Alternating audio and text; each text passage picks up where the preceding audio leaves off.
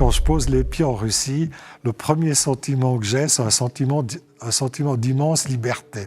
Je prends une grande inspiration et je me dis « Ah, mais ça fait plaisir d'être dans un pays libre ». Alors c'est paradoxal parce que pour nous, la Russie, c'est tout le contraire. C'est l'autocratie, la dictature, etc. Enfin, on y reviendra peut-être tout à l'heure, alors que moi, je vois ça plutôt comme une grande respiration, ne serait-ce qu'à cause des immenses espaces que ce pays possède. Vous avez une vie politique extrêmement nourrie, avec de nombreux partis très différenciés, ça c'est une chose. Vous avez aussi une presse, on dit la presse n'existe pas. C'est pas vrai. C'est pas vrai, vous avez une presse diversifiée, aussi diversifiée que la nôtre. Alors, certains, les chaînes de télé sont proches du pouvoir, mais est-ce que les chaînes de télévision françaises ne sont pas proches du pouvoir? La propagande russe, c'est exactement le pendant de notre propagande à nous. Elle est symétrique à la nôtre. Une amie qui travaille, qui est productrice d'émissions de télévision, qui est dans la culture, qui me disait, mais vous, nous, en Russie, on a une particularité sur vous, c'est qu'on ne croit pas à notre propagande. On ne croit pas à ce que l'État nous dit. On a été habitués sous le régime soviétique à ce qu'on nous bourre le mot, vous pardonnerez l'expression, alors que vous, au contraire, vous croyez à votre propre propagande. Vous laissez intoxiquer par votre propre propagande parce que vous n'avez pas encore pris conscience que votre État peut vous mentir. Vous m'avez dit tout à l'heure, passer pour un apologiste de Poutine. Je n'ai jamais écrit un mot qui serait favorable à Poutine. Il ne prend pas son café avec moi, je ne prends pas mon thé non plus avec lui. Malheureusement, une guerre revient sur le continent européen. Pourquoi? Parce qu'on a organisé un coup d'État en Ukraine en 2014 pour renverser le gouvernement légal. Le gouvernement légal démocratiquement élu, reconnu par nous, reconnu par tous les Européens. On l'a renversé. Angela Merkel a dit qu'elle avait signé les accords de Minsk en 2015, non pas pour arriver à une paix et à une Ukraine fédérale, respectueuse des minorités et tout ça, pas du tout, mais c'était pour gagner du temps, pour que l'Ukraine ait le temps de s'armer, pour faire la guerre contre la Russie et récupérer la Crimée. Personnellement, j'avais été absolument scandalisé qu'on brade, Conseil fédéral brade en 48 heures 200 ans, 2 siècles de neutralité, alors que pendant toute la guerre mondiale, on a été complètement assiégé par les nazis qui nous environnaient de partout et qu'on n'a pas cédé. Tous les qualificatifs les plus abominables vous sont adressés dès qu'on prononce le mot paix ou le mot négociation. Pourtant, un jour, il faudra bien y arriver.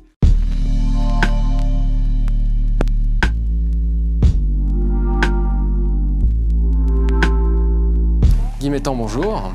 Bonjour. Nous sommes très heureux de vous recevoir dans le cadre de la chaîne Antithèse. Pour commencer, est-ce que vous pourriez vous présenter brièvement? D'abord, merci de m'inviter. C'est toujours un plaisir d'être là et d'échanger avec vous.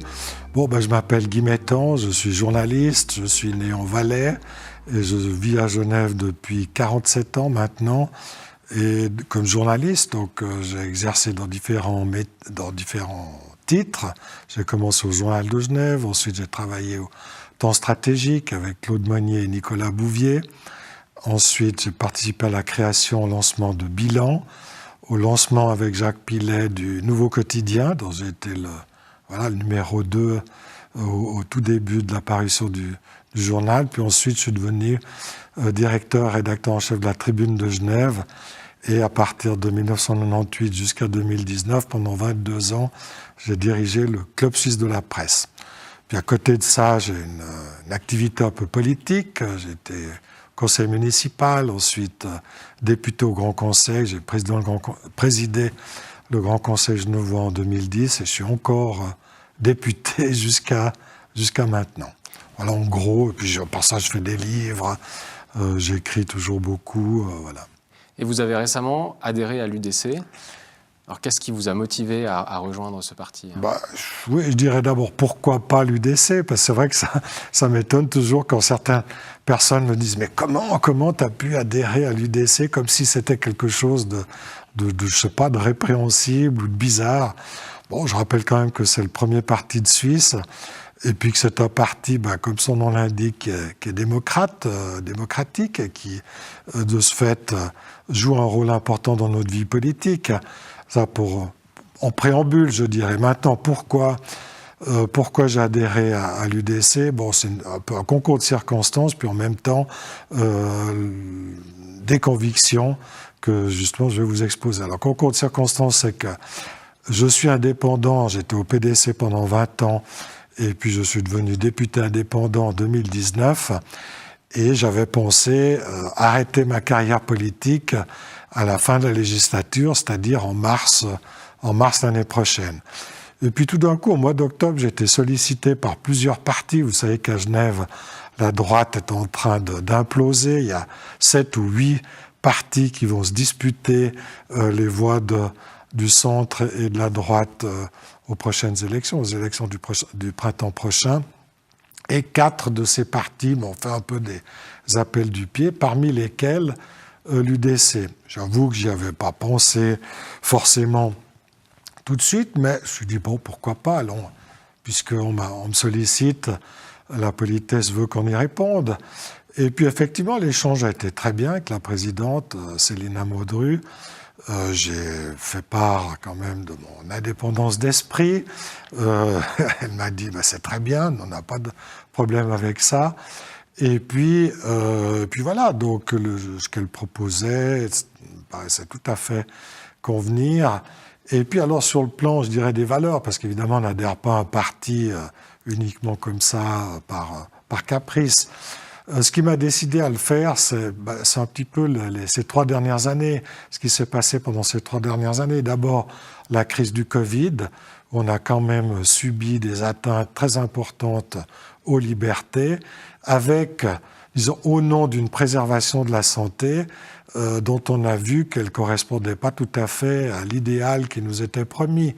Je parle de l'efficacité des mesures qui ont été faites, l'efficacité du confinement, du port du masque, dont on nous a dit qu'il n'était pas nécessaire, pas qu'il était nécessaire, des vaccins aussi, dont on voit qu'on ne peut pas leur donner le nom de vaccin, puisqu'ils n'empêchent pas la contamination. Or, le but d'un vaccin, c'est la définition même du dictionnaire, c'est d'abord d'arrêter de ne pas se faire contaminer. Donc on voit qu'il y avait des grandes limites sanitaires aux mesures qui ont été faites, puis en plus des grandes entorses, des grandes atteintes aux libertés, liberté de réunion, liberté de culte, liberté du commerce, enfin, etc.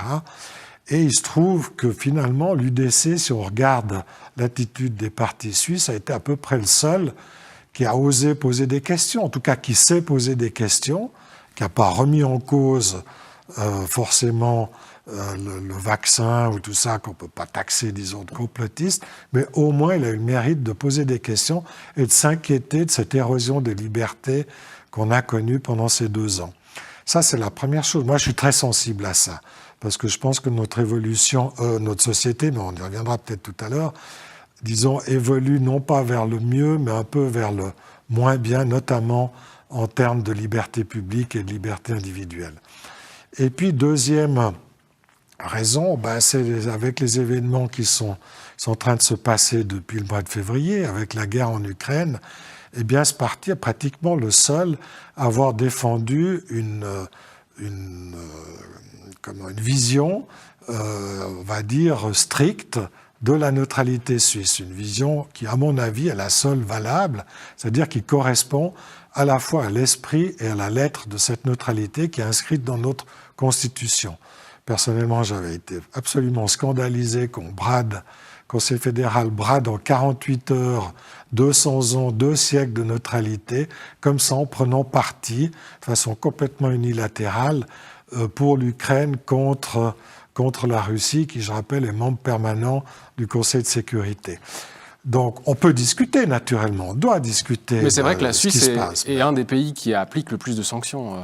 Absolument, non. Puis en plus, comme toujours en Suisse, on fait ça avec un zèle inouï. On est encore plus royaliste que le roi et on applique les sanctions avec encore plus de fermeté ou d'excès de zèle que les autres pays, notamment par rapport, par exemple, aux États-Unis. Mais comment vous l'expliquez ça, justement, peut-être, si on s'arrête sur ce point? Alors, bon, moi, mon explication, elle tient simplement aux pressions américaines. C'est-à-dire que, bon, pour venir aussi un peu en arrière, je trouvais aussi scandaleux qu'on brade ça, je dis en 48 heures, alors que pendant toute la guerre mondiale, on a été complètement assiégés par les nazis qui nous environnaient de partout et qu'on n'a pas cédé. Alors que la menace était évidemment bien plus grande qu'aujourd'hui et qu'on n'était pas en guerre. On n'est pas en guerre aujourd'hui contre la Russie, que je sache.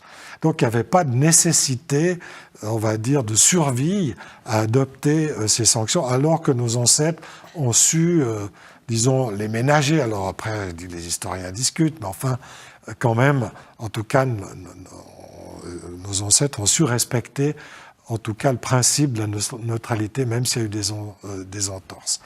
Alors, comment l'expliquer? C'est simple. Les Américains font pression, les Européens font pression sur quoi? Sur nos banques. Or, nos banques, si elles veulent continuer à traiter en dollars, à utiliser le dollar dans leurs échanges, eh bien, deviennent immédiatement sujettes à des sanctions possibles des États-Unis, à des mesures de rétention des États-Unis. Et donc, les banques ont pris peur. Et quand nos banques prennent peur, le Conseil fédéral prend peur et suit benoîtement ce que les banques désirent. C'est comme ça que j'interprète cette capitulation en rase campagne si rapide. Parce que si on avait posé la question peut-être à d'autres industriels ou à d'autres pans de l'économie, peut-être la réponse aurait été différente. Mais en Suisse, c'est les banques qui commandent, et puis quand elles paniquent, eh bien, voilà, on leur obéit. Alors, pour revenir à votre activité, effectivement, de journaliste et de politicien, ces deux casquettes qui, généralement, sont assez antinomiques, comment vous arrivez à jongler entre les deux pour ne pas perdre votre indépendance journalistique dans cette... Oui, c'est une bonne question. Bon, cela dit, moi, je ne suis pas du tout le premier journaliste à faire de la politique, parce qu'il y a eu dans tous les partis, Jean-Claude Redwald, mon ancien maître de formation, le directeur de l'école de journalisme de Lausanne, par exemple, tous les deux étaient membres du Parti socialiste, députés socialistes pour l'un, conseiller national socialiste, alors qu'ils étaient journalistes. Il y a eu à droite aussi d'autres cas, Jean-Charles Simon, Fatih Derder, pour ne pas les nommer. Donc on voit que c'est pas un cas unique. C'est pas exceptionnel. Ouais. Non, c'est pas exceptionnel. Cela dit, reste la question comment concilier les deux. Personnellement, d'abord, j'applique le principe de transparence. Ça, c'est clair. Je suis journaliste et la politique, c'est aussi quelque chose de public. Donc, en tout cas, il n'y a rien de caché là-dedans. Et puis ensuite, alors, à titre personnel, je n'interviens jamais dans mes écrits, dans mes prises de position journalistiques sur le plan politique. Je sépare complètement les deux. Vous ne me verrez jamais écrire, par exemple, sur l'UDC ou sur des prises de position de l'UDC dans mes articles de presse, parce que je sépare complètement ces deux univers. D'ailleurs, maintenant, dans la plupart de mes livres ou de mes écrits, je me consacre plutôt à la politique internationale et pas à la politique locale. C'est-à-dire que vous pouvez écrire, par exemple, aussi sur les votations fédérales ou sur un sujet de votation? Oui, mais d'une façon large et philosophique, en tout cas sans aucun lien avec des positions partisanes. Alors oui, ça peut arriver, ça a eu arrivé par le passé, évidemment, mais jamais en faisant, disons, en mettant en avant des positions partisanes. Vous êtes connu aussi pour être proche de la Russie. Qu'est-ce qui vous a attiré vers la Russie? Qu'est-ce qui vous y fascine? Enfin, comment est né cet intérêt pour cet étranger lointain et aussi assez proche? Lointain et proche, parce que naguère, il était à 3 heures de vol de Genève, donc pas si loin que ça. Bon, c'est une immense question. D'abord, pour moi, la Russie, c'est un continent, c'est plus qu'un pays, c'est un continent et une civilisation. J'y étais encore, effectivement, il y a une dizaine de jours. Puis je vais peut-être vous choquer ou vous provoquer, mais quand je pose les pieds en Russie, le premier sentiment que j'ai, c'est un sentiment d'immense liberté. Je prends une grande inspiration et je me dis « Ah, mais ça fait plaisir d'être dans un pays libre ». Alors c'est paradoxal, parce que pour nous, la Russie, c'est tout le contraire, c'est l'autocratie, la dictature, etc. Enfin, on y reviendra peut-être tout à l'heure, alors que moi, je vois ça plutôt comme une grande respiration, ne serait-ce qu'à cause des immenses espaces que ce pays possède. Et quand vous y arrivez, quand vous êtes sur la place rouge, vous vous regardez d'un côté, vous avez le continent européen dans votre dos, l'Asie en face, ou l'inverse, vous avez le sentiment d'être au cœur vibrant de ce continent eurasiatique. Et vous le sentez quand vous y êtes.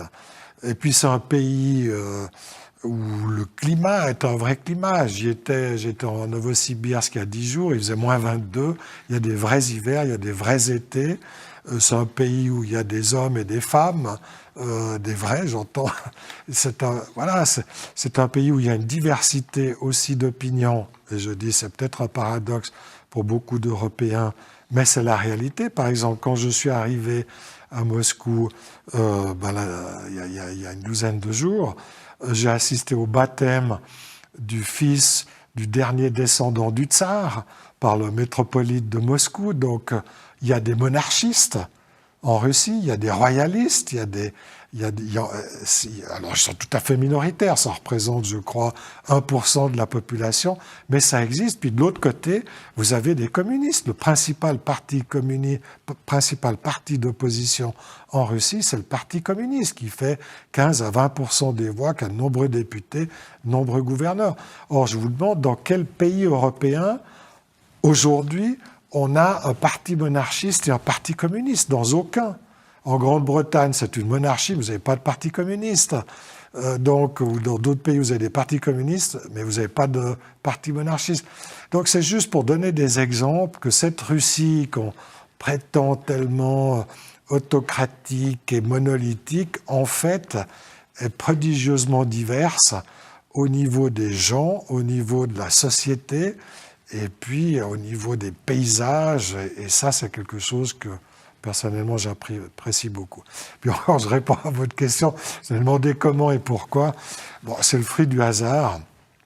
Parce que maintenant, ça fait, il y a 27 ans, plus même, 28, oui, bientôt 28, que ma femme et moi avions adopté, donc en décembre 1994, nous avions adopté une petite fille qui s'appelle toujours Oksana, qui à l'époque avait 3 ans et demi, et qui donc depuis décembre 94 vit avec nous. Elle a 31 ans, elle se porte bien, et justement, c'est grâce à notre fille, grâce au fait que nous avions adopté cet enfant. À l'époque, je rappelle que après la chute de l'Union soviétique, il y avait des dizaines de milliers d'enfants dans ces orphelinats qui mouraient quasiment de faim parce qu'il n'y avait plus d'argent pour les nourrir, il n'y avait plus de personnel pour s'occuper d'eux.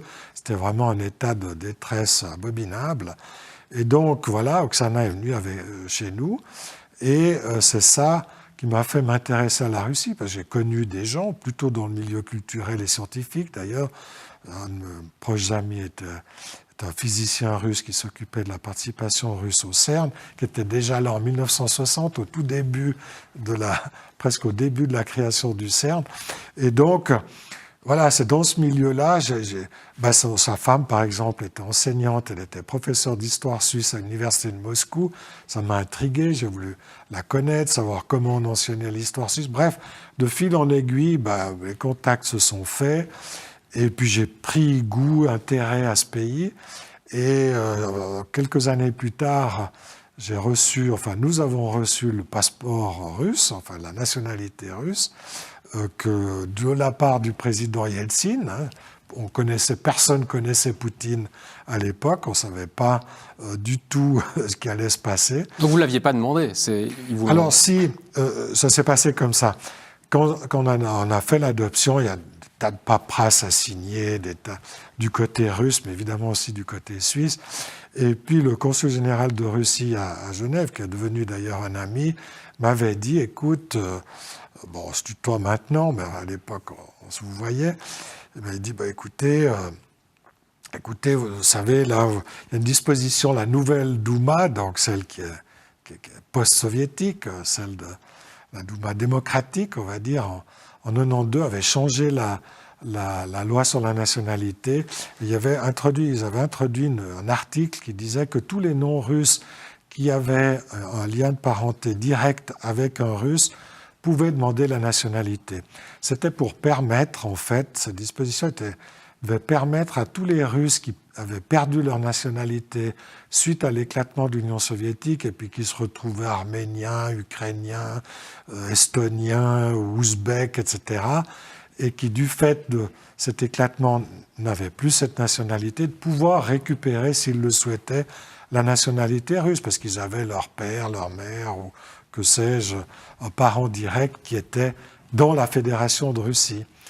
Et c'est évidemment pas pour moi que la Douma avait changé la loi. Mais enfin, je tombais sous le coup de cette disposition. Il m'a rendu attentif à ça. Puis j'ai dit, bon, je vais réfléchir, enfin bref. Puis, 1 ou 2 ans après, on s'est revus. Ma fille avait reçu son passeport suisse. Ça a pris 2 ans quand même. Et puis, il m'a reposé la question. Et puis, j'ai dit, tiens, pourquoi pas, finalement, pourquoi pas, sa culture. L'objectif, c'était plutôt d'être avec elle, d'avoir, elle ayant obtenu le passeport suisse, ça c'était aussi logique qu'on reconnaisse son origine russe, son appartenance à la culture russe. Ça faisait aussi une démarche commune à l'ensemble de la famille, ce qui est bien que ma femme et moi avons fait une lettre à M. Yeltsin pour lui demander qu'en vertu de tel et tel article, et puis du fait qu'on voulait se rapprocher de notre fille, enfin voilà, et de la culture russe, on sollicitait la nationalité. Puis une quinzaine de mois après, le nouveau consul, mon ami était parti en Égypte, m'appelle puis me dit « Ah, monsieur Metton, nous avons une bonne nouvelle, le président, donc Yeltsin, a signé l'oukase qui vous confère la nationalité. » Ce qui fait que voilà, vos passeports sont prêts, vous pouvez venir les chercher. Et donc on s'est rendu au consulat, on nous a offert à déjeuner, offert un bouquet de fleurs, on a trinqué avec de la vodka et on est reparti avec le bouquet de fleurs et les passeports. Et c'est comme ça que ça s'est enchaîné. Beaucoup vous reprochent aujourd'hui cette nationalité ou utilisent le fait que vous l'ayez reçu comme un signe que vous êtes proche du régime de Poutine, que vous êtes d'aucuns parlent d'apologiste de Poutine. Qu'est-ce que vous répondez à ça? Vous avez aussi été vice-président de la Chambre de commerce Suisse-Russie. Oui, voilà. Qu'est-ce que vous répondez un peu à vos détracteurs qui vous accusent d'être oui, un peu l'œil de comme Moscou, je l'ai dit, quoi. ça n'a strictement rien à voir avec Poutine quand tout ça est arrivé. Ensuite, évidemment, j'ai continué mes activités, j'ai organisé des expositions d'art, de dessin. Je m'occupais à l'époque, j'étais président d'une fondation d'investissement dans les marchés émergents en faveur du développement, etc., où il y a eu des stands russes. J'ai invité au Salon du Livre avec Pierre-Marcel Fabre, qui sont venus d'ailleurs à 2 reprises, la Russie comme hôte d'honneur du Salon du Livre. Donc j'ai poursuivi mes activités. Quand Poutine est devenu président, pour moi, ça ne changeait strictement rien. Donc j'ai poursuivi ces activités à la fois culturelles et aussi économiques. On m'a demandé, c'est les Zurichois qui m'ont demandé en 2004 de créer un chapitrement de la Chambre de commerce Suisse-Russie et CEI. Ça comprend les 15 pays à l'époque les 15, maintenant les 12 pays de la CEI. Et ce que j'ai fait, et qui est devenu après cette union des chambres de commerce Suisse-Russie et CEI, que je préside toujours, parce qu'on organisait des business, des voyages d'affaires, soit avec des conseillers fédéraux, j'ai accompagné plusieurs conseillers fédéraux en Russie, soit simplement, ou des conseillers d'État d'ailleurs. Canton de Genève, canton de Vaud, on avait fait des grandes manifestations à l'époque à Moscou, que j'ai contribué à organiser en particulier. Donc ça n'a pas de relation particulière avec Poutine, il était président, voilà. C'est pas parce que vous allez aux États-Unis que vous approuvez tout ce que les présidents Bush, Obama, Trump ou Biden ont fait. Donc, voilà. La même chose pour la Russie. On a toujours l'impression, ça c'est aussi un côté très trompeur, quand on parle de Russie, on a l'impression qu'il y a un seul Russe, c'est Poutine. Il y a 145 millions de Russes. C'est la même chose que si sous l'ère Trump, on disait « Ah, mais parce que vous allez aux États-Unis, vous êtes un pote à Trump ». C'est absolument ridicule, ce type de reproche. C'est ridicule dans le cas de Trump, c'est ridicule dans le cas de Poutine. Alors maintenant, je ne veux pas non plus esquiver votre question, puisque Poutine, en l'occurrence, m'a octroyé une médaille, qui est un peu une Légion d'honneur, l'équivalent d'une Légion d'honneur qui était l'Ordre de l'Amitié. Je l'ai reçu en 2017. Je l'ai reçu, je n'avais pas de raison non plus de la refuser, je l'ai reçu comme on reçoit la Légion d'honneur, au fond pour service rendu non pas à Poutine, mais à la Russie, avec toutes ces expositions, tout ce que je viens d'évoquer. Par exemple, l'organisation de cette semaine culturelle et économique genevoise, la même chose pour le canton de Vaud en 2009. Donc, toutes ces activités, au fond, ont valu cet ordre de l'amitié.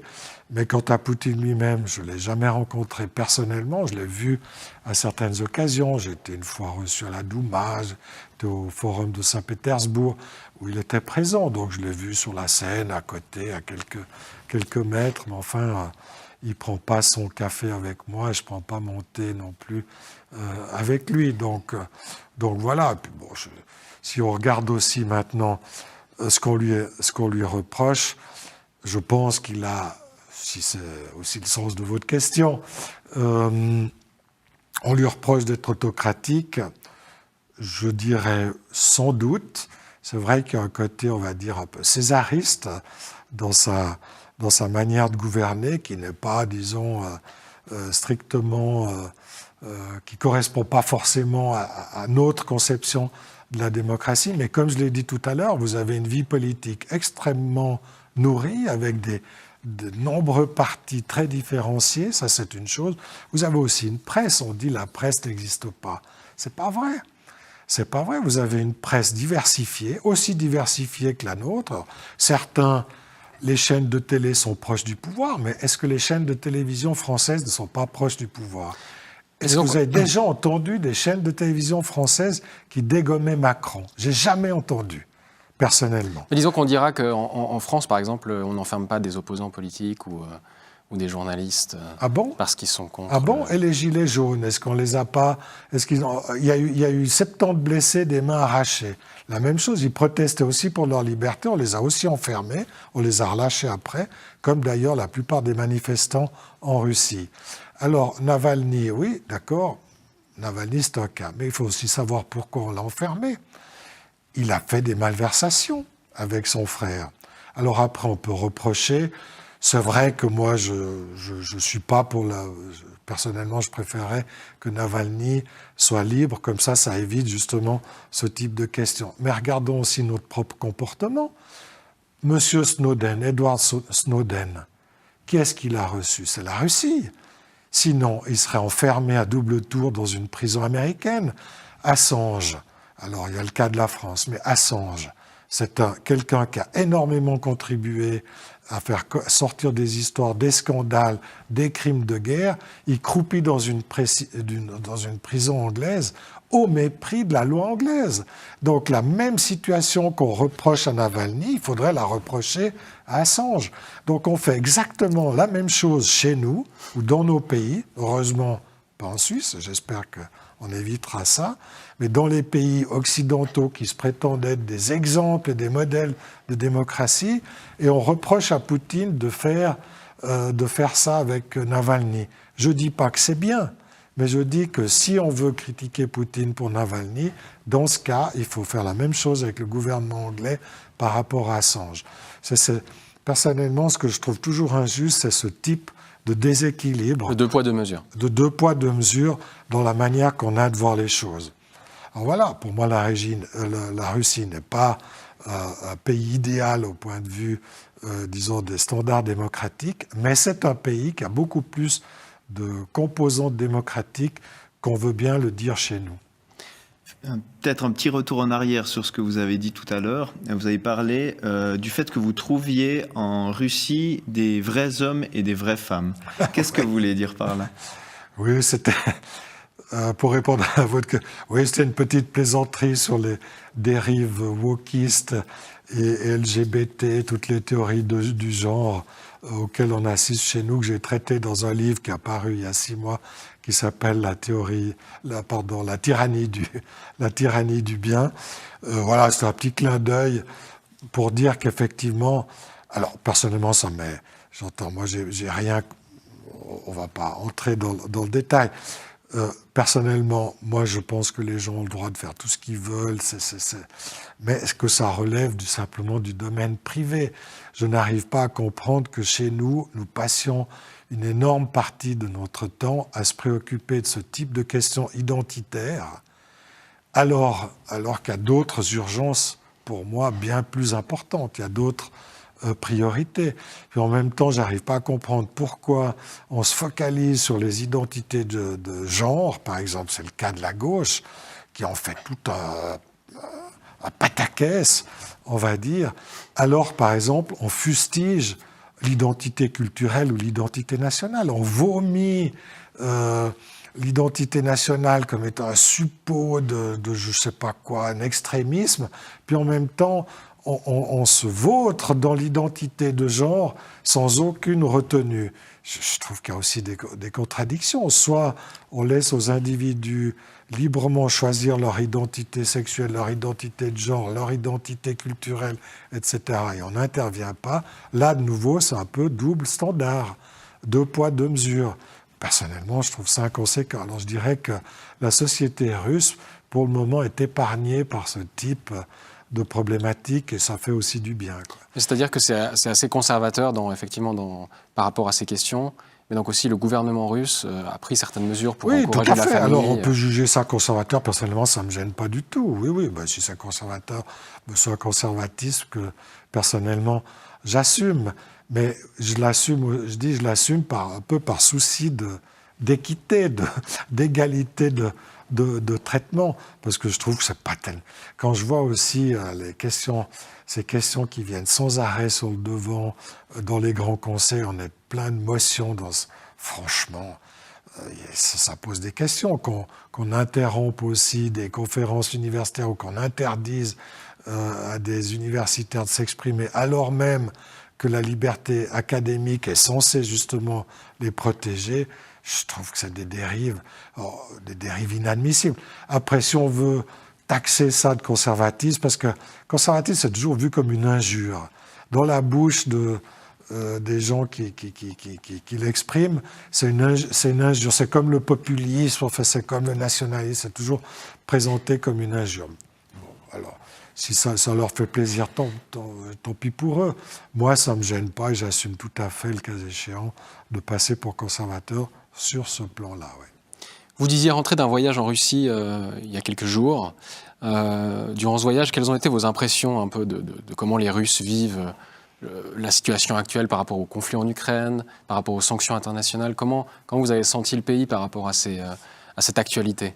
Alors, les Russes vivent tout à fait normalement. C'est la première chose, comme ils disent, normalement, quoi.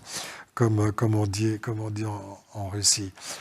Alors, bon, l'effet des sanctions ne se fait pas encore sentir. Les derniers chiffres, ils ont paru ce matin, sur la situation économique en 2022, c'est moins 2,3% de baisse du produit national brut. C'est la même chose que sous le Covid. Donc, franchement, il n'y a pas de différence par rapport à la première année du Covid. Donc, c'est pas du tout, c'est pas rien naturellement, mais ça n'est pas très significatif. Et pour l'instant, en tout cas, ça s'observe pas dans la vie de tous les jours. Alors bon, il y a certains produits qui sont un peu plus chers. Enfin bref. Un peu d'inflation comme chez nous, quoi. Il y a un peu d'inflation naturellement. Certains produits qu'on trouve plus, comme des marques de luxe, certains magasins de luxe qui ont fermé, mais pour tout le reste, il n'y a pratiquement pas de changement. En tout cas, pas pour le moment. Ça peut venir, ça viendra sans doute, mais enfin, c'est pas, en tout cas, pas du tout la catastrophe annoncée par monsieur Bruno Le Maire au mois de mars cette année. Qui voulait mettre à genoux l'économie russe. Voilà. Puis après, sur le plan, on va dire, plus sociétal ou familial, des relations personnelles, enfin, de l'attitude personnelle par rapport à la guerre. Alors, il y a aussi beaucoup de points de vue. Une majeure partie de la population soutient, on va dire, l'activité ou l'opération militaire en Ukraine, soutient Poutine. Je crois que le dernier sondage, il était à 72% de soutien. Ça date d'il y a une dizaine de jours. J'ai vu passer ça. L'opération militaire, à peu près la même chose. Ce qui veut dire naturellement que s'il y a 72%, il y a 28% qui ne soutient pas. Donc, ce qui montre aussi qu'il y a des oppositions, puis que ces oppositions s'expriment aussi. Alors, dans un cadre, effectivement, limité, puisqu'on n'a pas le droit de critiquer l'armée, etc. Mais enfin, dans la discussion avec les gens, il y a des gens qui ne partagent pas ce point de vue et qui le disent. J'ai assisté au mois de juin à un colloque scientifique à Saint-Pétersbourg, où il y a des gens qui faisaient part de leur scepticisme et même de leur critique par rapport à ça. Donc on peut s'exprimer. Et puis tant mieux d'ailleurs, tant mieux.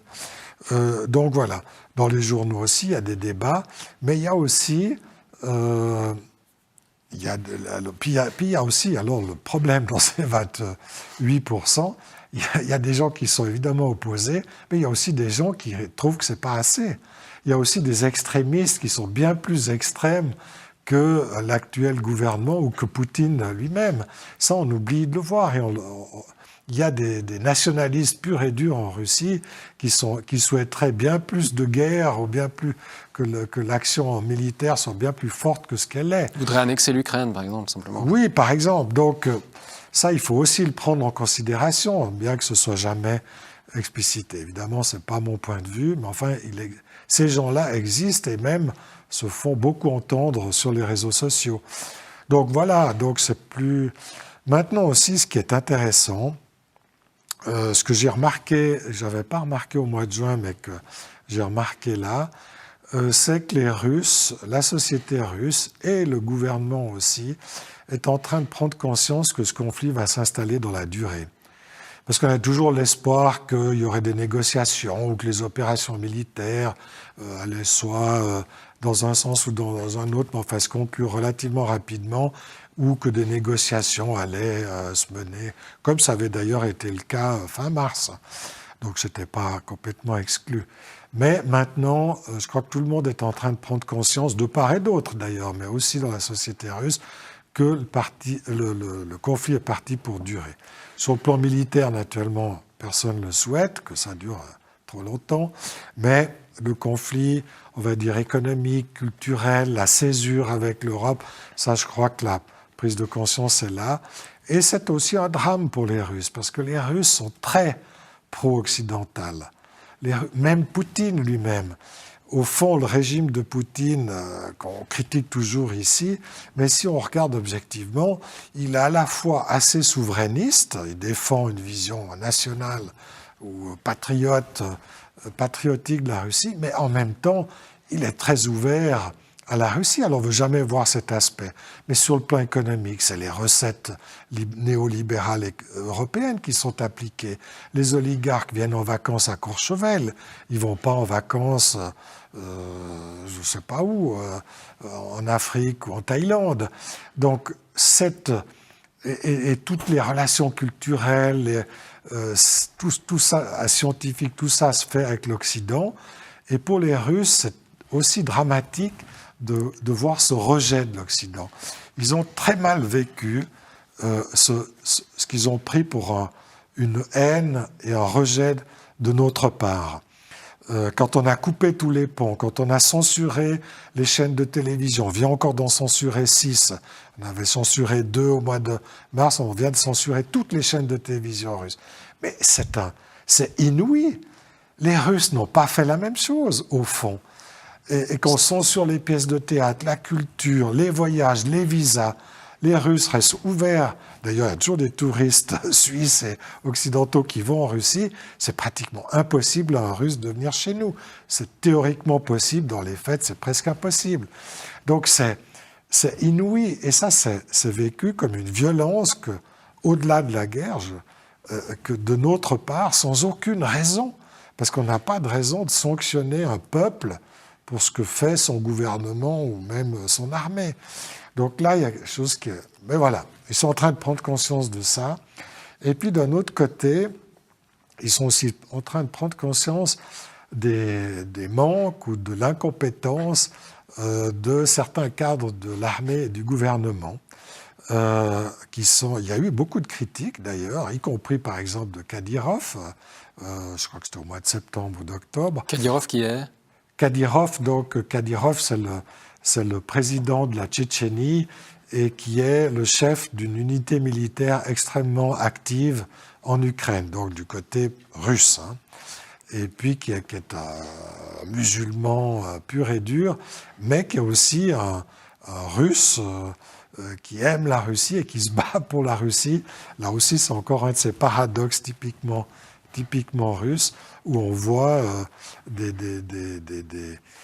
musulmans, qui pratiquent la charia chez eux, mais qui en même temps se reconnaissent dans la Fédération de Russie et qui se battent aux côtés des Russes. Tout ça pour dire que là aussi, il y a eu un peu un mécontentement et que maintenant se met en place toute une structure de bénévoles. Il y a des milliers et des milliers de bénévoles qui ne sont pas des combattants, mais qui viennent en aide aux soldats du front, qui apportent des vivres, du chocolat, des habits, toutes sortes de trucs. Il y a des convois entiers et ça se mobilise dans les magasins, on récolte des trucs. Donc la population, contrairement à ceux qui pensent que le régime va tomber, que l'armée russe va s'effondrer, je suis désolé pour eux, mais ce ne sera pas le cas. Donc ils se mobilisent pour venir en aide à leurs soldats, mais au fond en court-circuitant l'appareil d'État. Et ça, c'est un phénomène que je trouve intéressant. C'est pas un phénomène politique, c'est un phénomène humain, on va dire. Parce que justement, vous disiez qu'il y a beaucoup qui critiquent un peu ce qui se passe dans l'armée, qui se passe... Oui, parce que la Russie, c'est un pays comme nous, c'est comme chez nous, au fond. Je dis, à force de focaliser tout sur Poutine, on se trompe complètement. Donc, ça discute partout, et ça peut critiquer, plus ou moins, durement ou pas. Enfin, toutes les opinions se retrouvent, et on peut aussi, les 3/4 des Russes soutiennent l'opération militaire, mais ça ne les empêche pas aussi d'avoir des critiques ponctuelles sur telle ou telle question militaire, ou ceci ou cela, comme on pourrait l'avoir chez nous. Et ça n'empêche en rien non plus de continuer à être des patriotes, et peut-être, j'en sais rien, de continuer à voter Poutine le cas échéant, ce que je ne peux pas non plus savoir. Mais voilà, donc il y a une vie qui est beaucoup plus intense que ce qu'on veut bien reconnaître ici. Dans nos médias, il y a beaucoup d'articles qui sont publiés qui critiquent la propagande russe concernant cette guerre, propagande russe sur tous les fronts, via RT, via des intellectuels, comme beaucoup disent que vous êtes membre de cette, de cette troupe. Mais comment, au-delà de cet aspect-là dont vous avez déjà peut-être parlé, quelle est véritablement la réalité de cette propagande russe? Est-ce qu'elle est aussi élaborée qu'on le dit en Occident, ou finalement est-ce que c'est pas très efficace au fond sur le terrain? Alors, la propagande russe, elle est pas, pour répondre à votre question, c'est exactement le pendant de notre propagande à nous. Elle est symétrique à la nôtre, mais en moins efficace et en moins élaborée.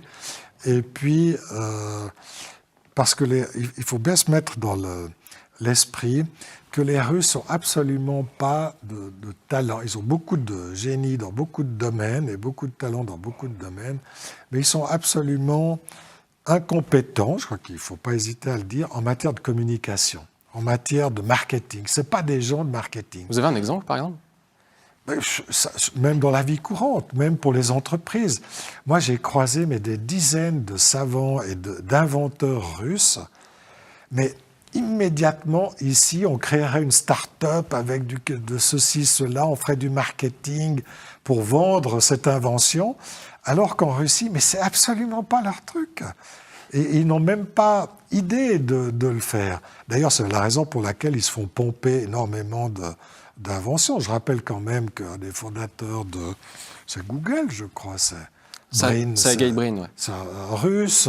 Il y a beaucoup de Russes qui ont vendu plus ou moins vendu leurs inventions, qui sont à l'origine des GAFAM, dont on ignore même le nom. Donc c'est des gens extrêmement doués pour inventer, mais pas pour vendre. Ils savent pas vendre ni se vendre.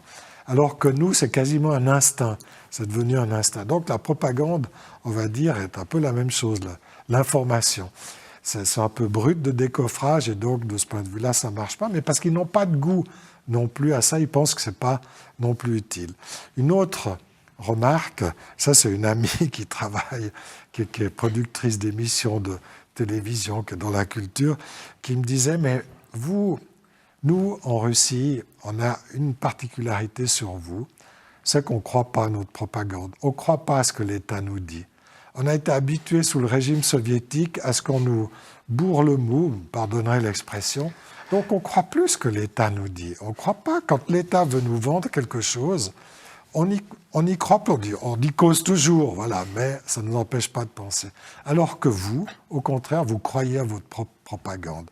Vous laissez intoxiquer par votre propre propagande parce que vous n'avez pas encore pris conscience que votre État peut vous mentir et que vos médias peuvent vous mentir. Alors, c'est peut-être une anecdote, ça concerne peut-être peu de gens, mais je la trouve aussi assez éclairante à voir comment nos médias réagissent, par exemple, dans la couverture de ce qui se passe en Ukraine, de la guerre en Ukraine, de façon totalement unilatérale, sans aucun sens critique par rapport au gouvernement Zelensky. Je ne dis pas qu'il ne faut pas soutenir les Ukrainiens, on a le droit de le faire, évidemment, mais de cette façon aussi unilatérale, sans aucun sens critique, c'est absolument inouï. J'ai jamais vu ça en 42 ans de journalisme. Donc on s'auto-intoxique à notre propre propagande, à nos propres émotions. Et ça, je trouve qu'il y a quelques questions à poser. Puis je terminerai encore, pas être trop long, que les Russes, au fond, sont en train de prendre acte que l'Occident ne veut plus d'eux et les rejette, et probablement pour longtemps. Donc du coup, ils ne s'intéressent plus du tout à nous. Ils ne s'intéressent pas au fait de vouloir nous convaincre, parce qu'ils savent que c'est absolument peine perdue. On a censuré tous leurs médias. Ils n'ont plus aucun canal, ils n'ont plus de canaux pour s'exprimer, puisqu'on a tout censuré. Là, de nouveau, on dit la propagande russe. Mais de quoi a-t-on peur? Pourquoi est-ce que les télévisions russes qui s'expriment en russe, où il y a 0,3% de notre population qui peut les comprendre, sont si dangereuses qu'il faille les interdire? Mais c'est incompréhensible.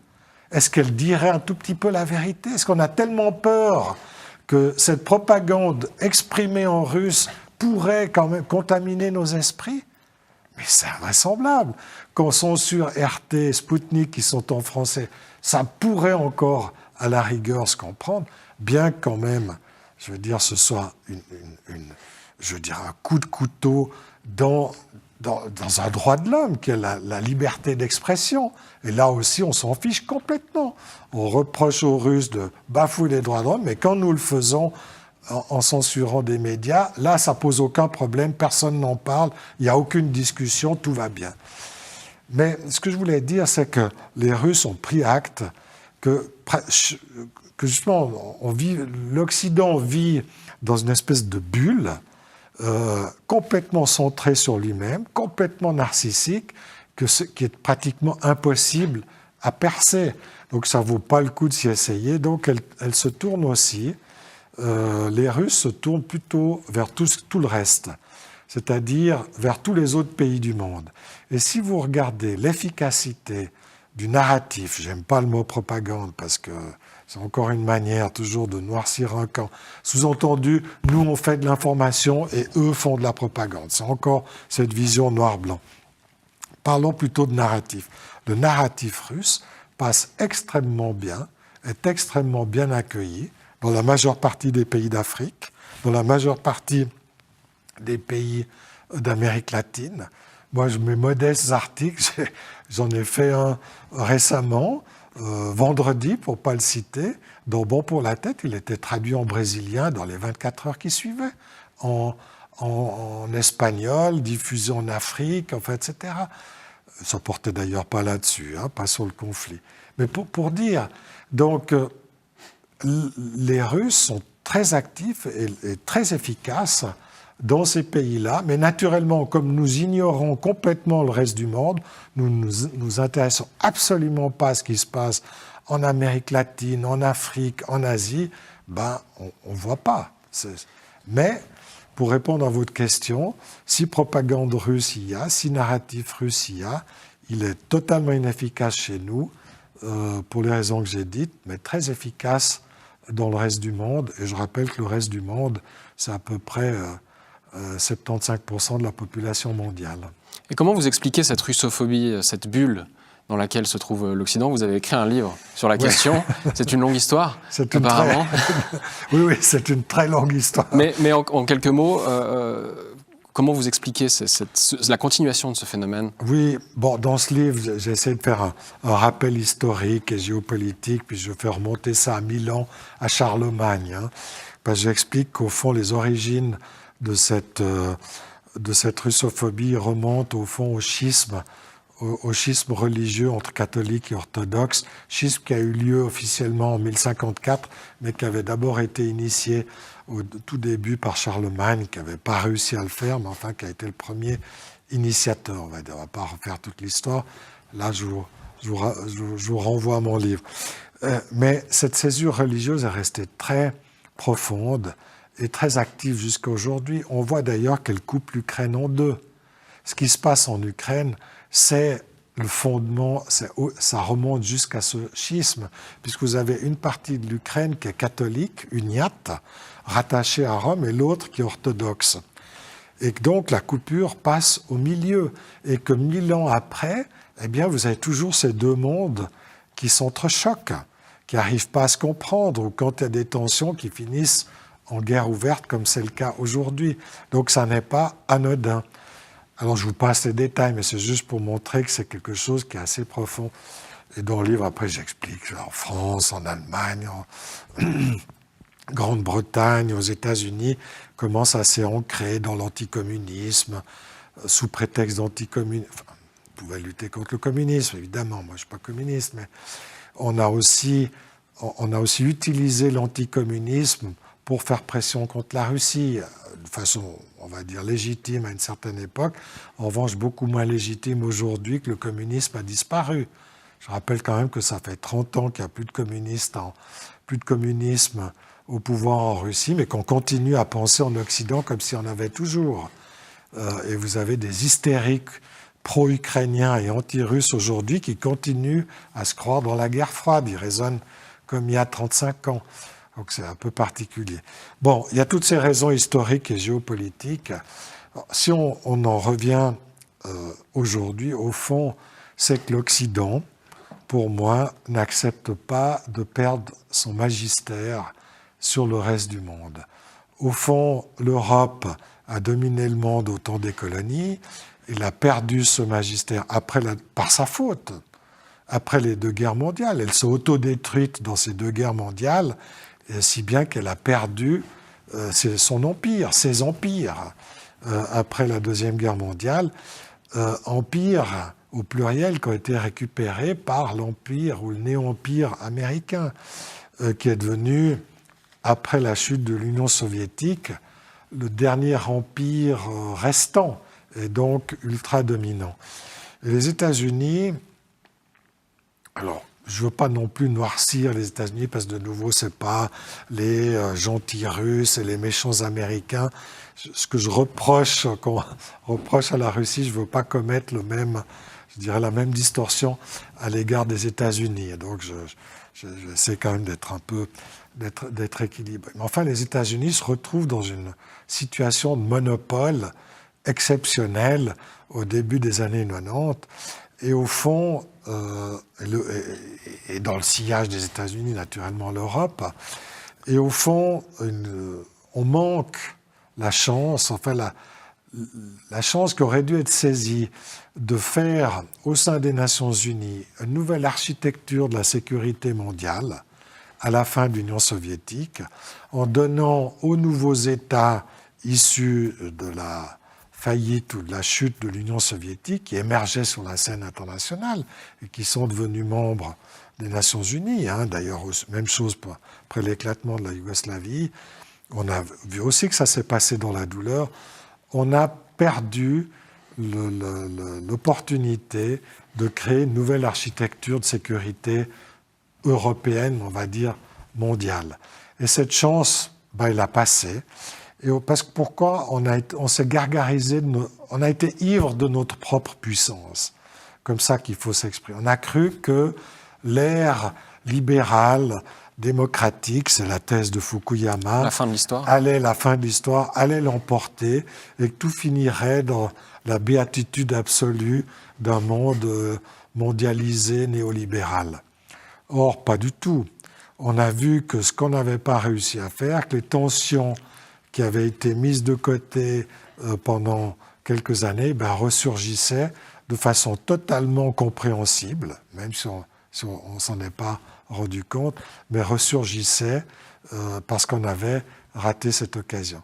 Et comme maintenant, on ne peut pas accepter qu'on perde cette hégémonie, certains appellent ça hégémonie, Sapin comme Védrine appelle ça hyperpuissance américaine, Raymond Aron parlait de république impériale américaine, peu importe le nom, eh bien on a de la peine à accepter qu'un monde multipolaire émerge, c'est-à-dire que d'autres civilisations ou d'autres groupes ou d'autres États, comme la Chine, comme la Russie, comme les pays du Moyen-Orient, du Proche-Orient, dont on voit avec ce qui se passe notamment en Arabie Saoudite et dans les Émirats, qui sont en train de se redonner une marge de manœuvre, on va dire, sur l'échiquier mondial, le Brésil, enfin les BRICS, tous ces pays aspirent à être davantage reconnus sur la scène internationale. Or, on les en empêche. Et quand on n'est pas d'accord, qu'est-ce qu'on fait? On provoque des coups d'État. On provoque des renversements de régime. C'est intolérable, ce qu'on a fait ces 20 dernières années avec nos interventions militaires en Afghanistan, en Syrie, au Yémen. Ça continue donc au Yémen, en Irak, etc. En Libye. En Libye. C'est invraisemblable le nombre de guerres que nous avons provoquées ou de changements de régime, de coups d'État qu'on a provoqués, notamment celui d'Ukraine en 2014. Tout ça, ça a des conséquences. Et ces conséquences, on les voit aujourd'hui, où malheureusement une guerre revient sur le continent européen. Pourquoi? Parce qu'on a organisé un coup d'État en Ukraine en 2014 pour renverser le gouvernement légal démocratiquement élu, reconnu par nous, reconnu par tous les Européens. On l'a renversé à la faveur de ces événements de Maïdan, organisés par les États-Unis, Madame Victoria Nuland, qui est toujours en place maintenant, qui a mis en place le nouveau régime, comme elle l'a révélé sur les coups de téléphone qu'elle a passés à l'époque avec Yatsenyuk, qui était devenu le Premier ministre putschiste en Ukraine. Où elle disait « fuck the EU ». Pardon? Où elle disait à ce moment-là « fuck the EU ». Où elle disait « fuck the EU », donc j'ose pas traduire ça en français parce que... Les auditeurs comprendront. Les auditeurs comprendront d'eux-mêmes. Donc vous voyez dans quel type de monde on vit. Donc tout ça, forcément, a des conséquences et malheureusement, on en paye le prix aujourd'hui.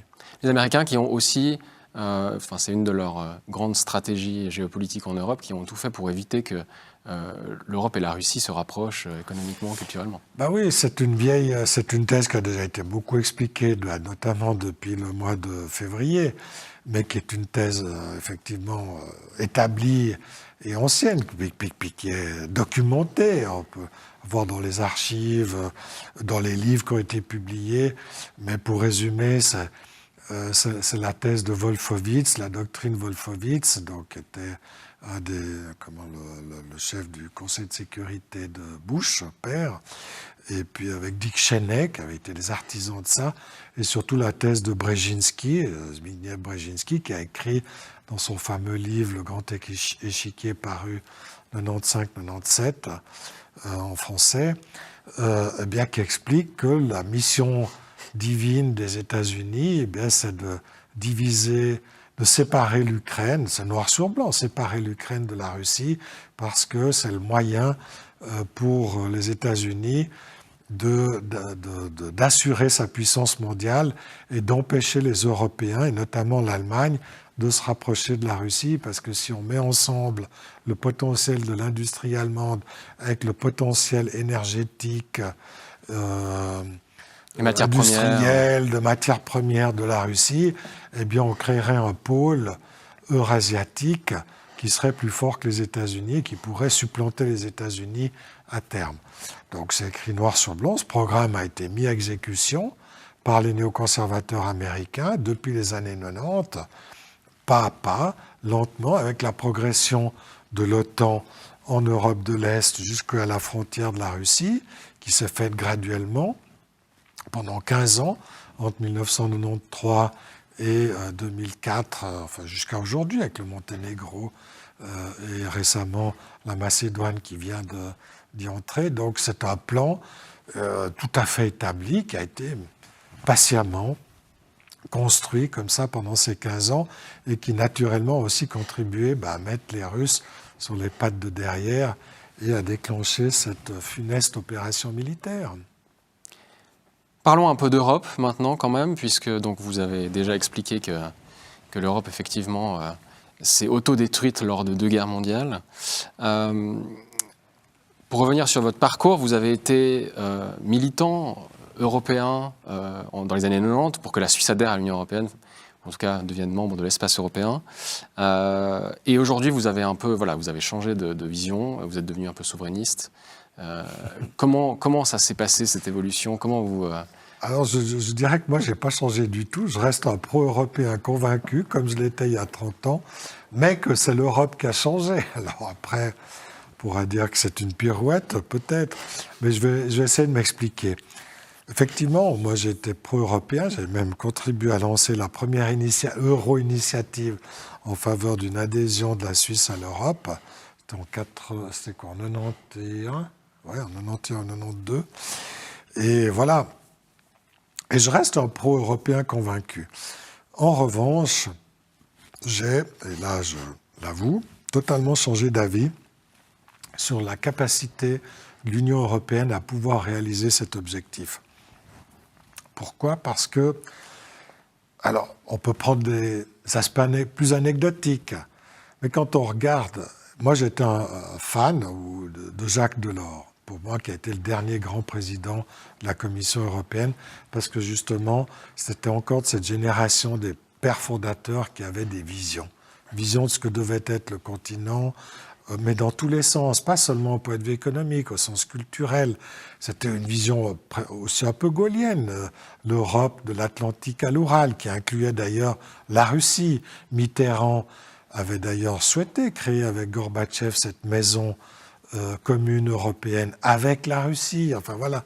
Donc cette dimension-là, elle existait encore en 1992 quand la Suisse a voté.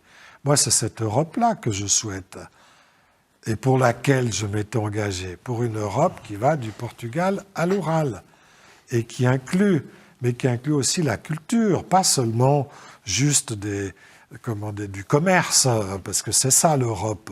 Alors tant mieux, ça a bien réussi au point de vue commerce, mais enfin il n'y a pas que le commerce dans la vie. Donc on voit que voilà, tout ça a été oublié, toutes les autres dimensions humaines, culturelles, sociales, politiques ont été mises de côté. C'est inouï. Et en plus, quand on voit ceux qui ont succédé alors je ne veux pas être méchant, mais la commission Santerre, avec le scandale d'Édith Cresson, fini dans le scandale, justement.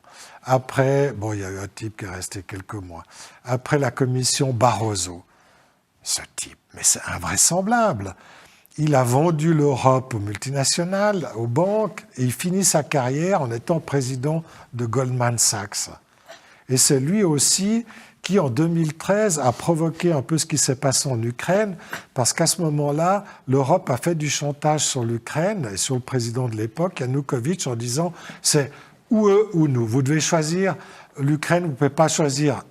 Alors que l'Ukraine est justement entre la Russie et l'Europe, vous ne pouvez pas être un pont entre les deux pays. Non, vous devez choisir, c'est soit l'Union européenne, soit la Russie. Franchement, mais qu'est-ce que c'est que ce type de chantage? Qu'est-ce que c'est que ce type de gouvernance européenne?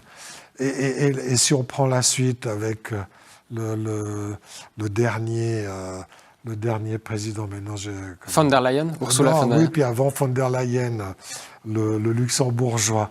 La même chose.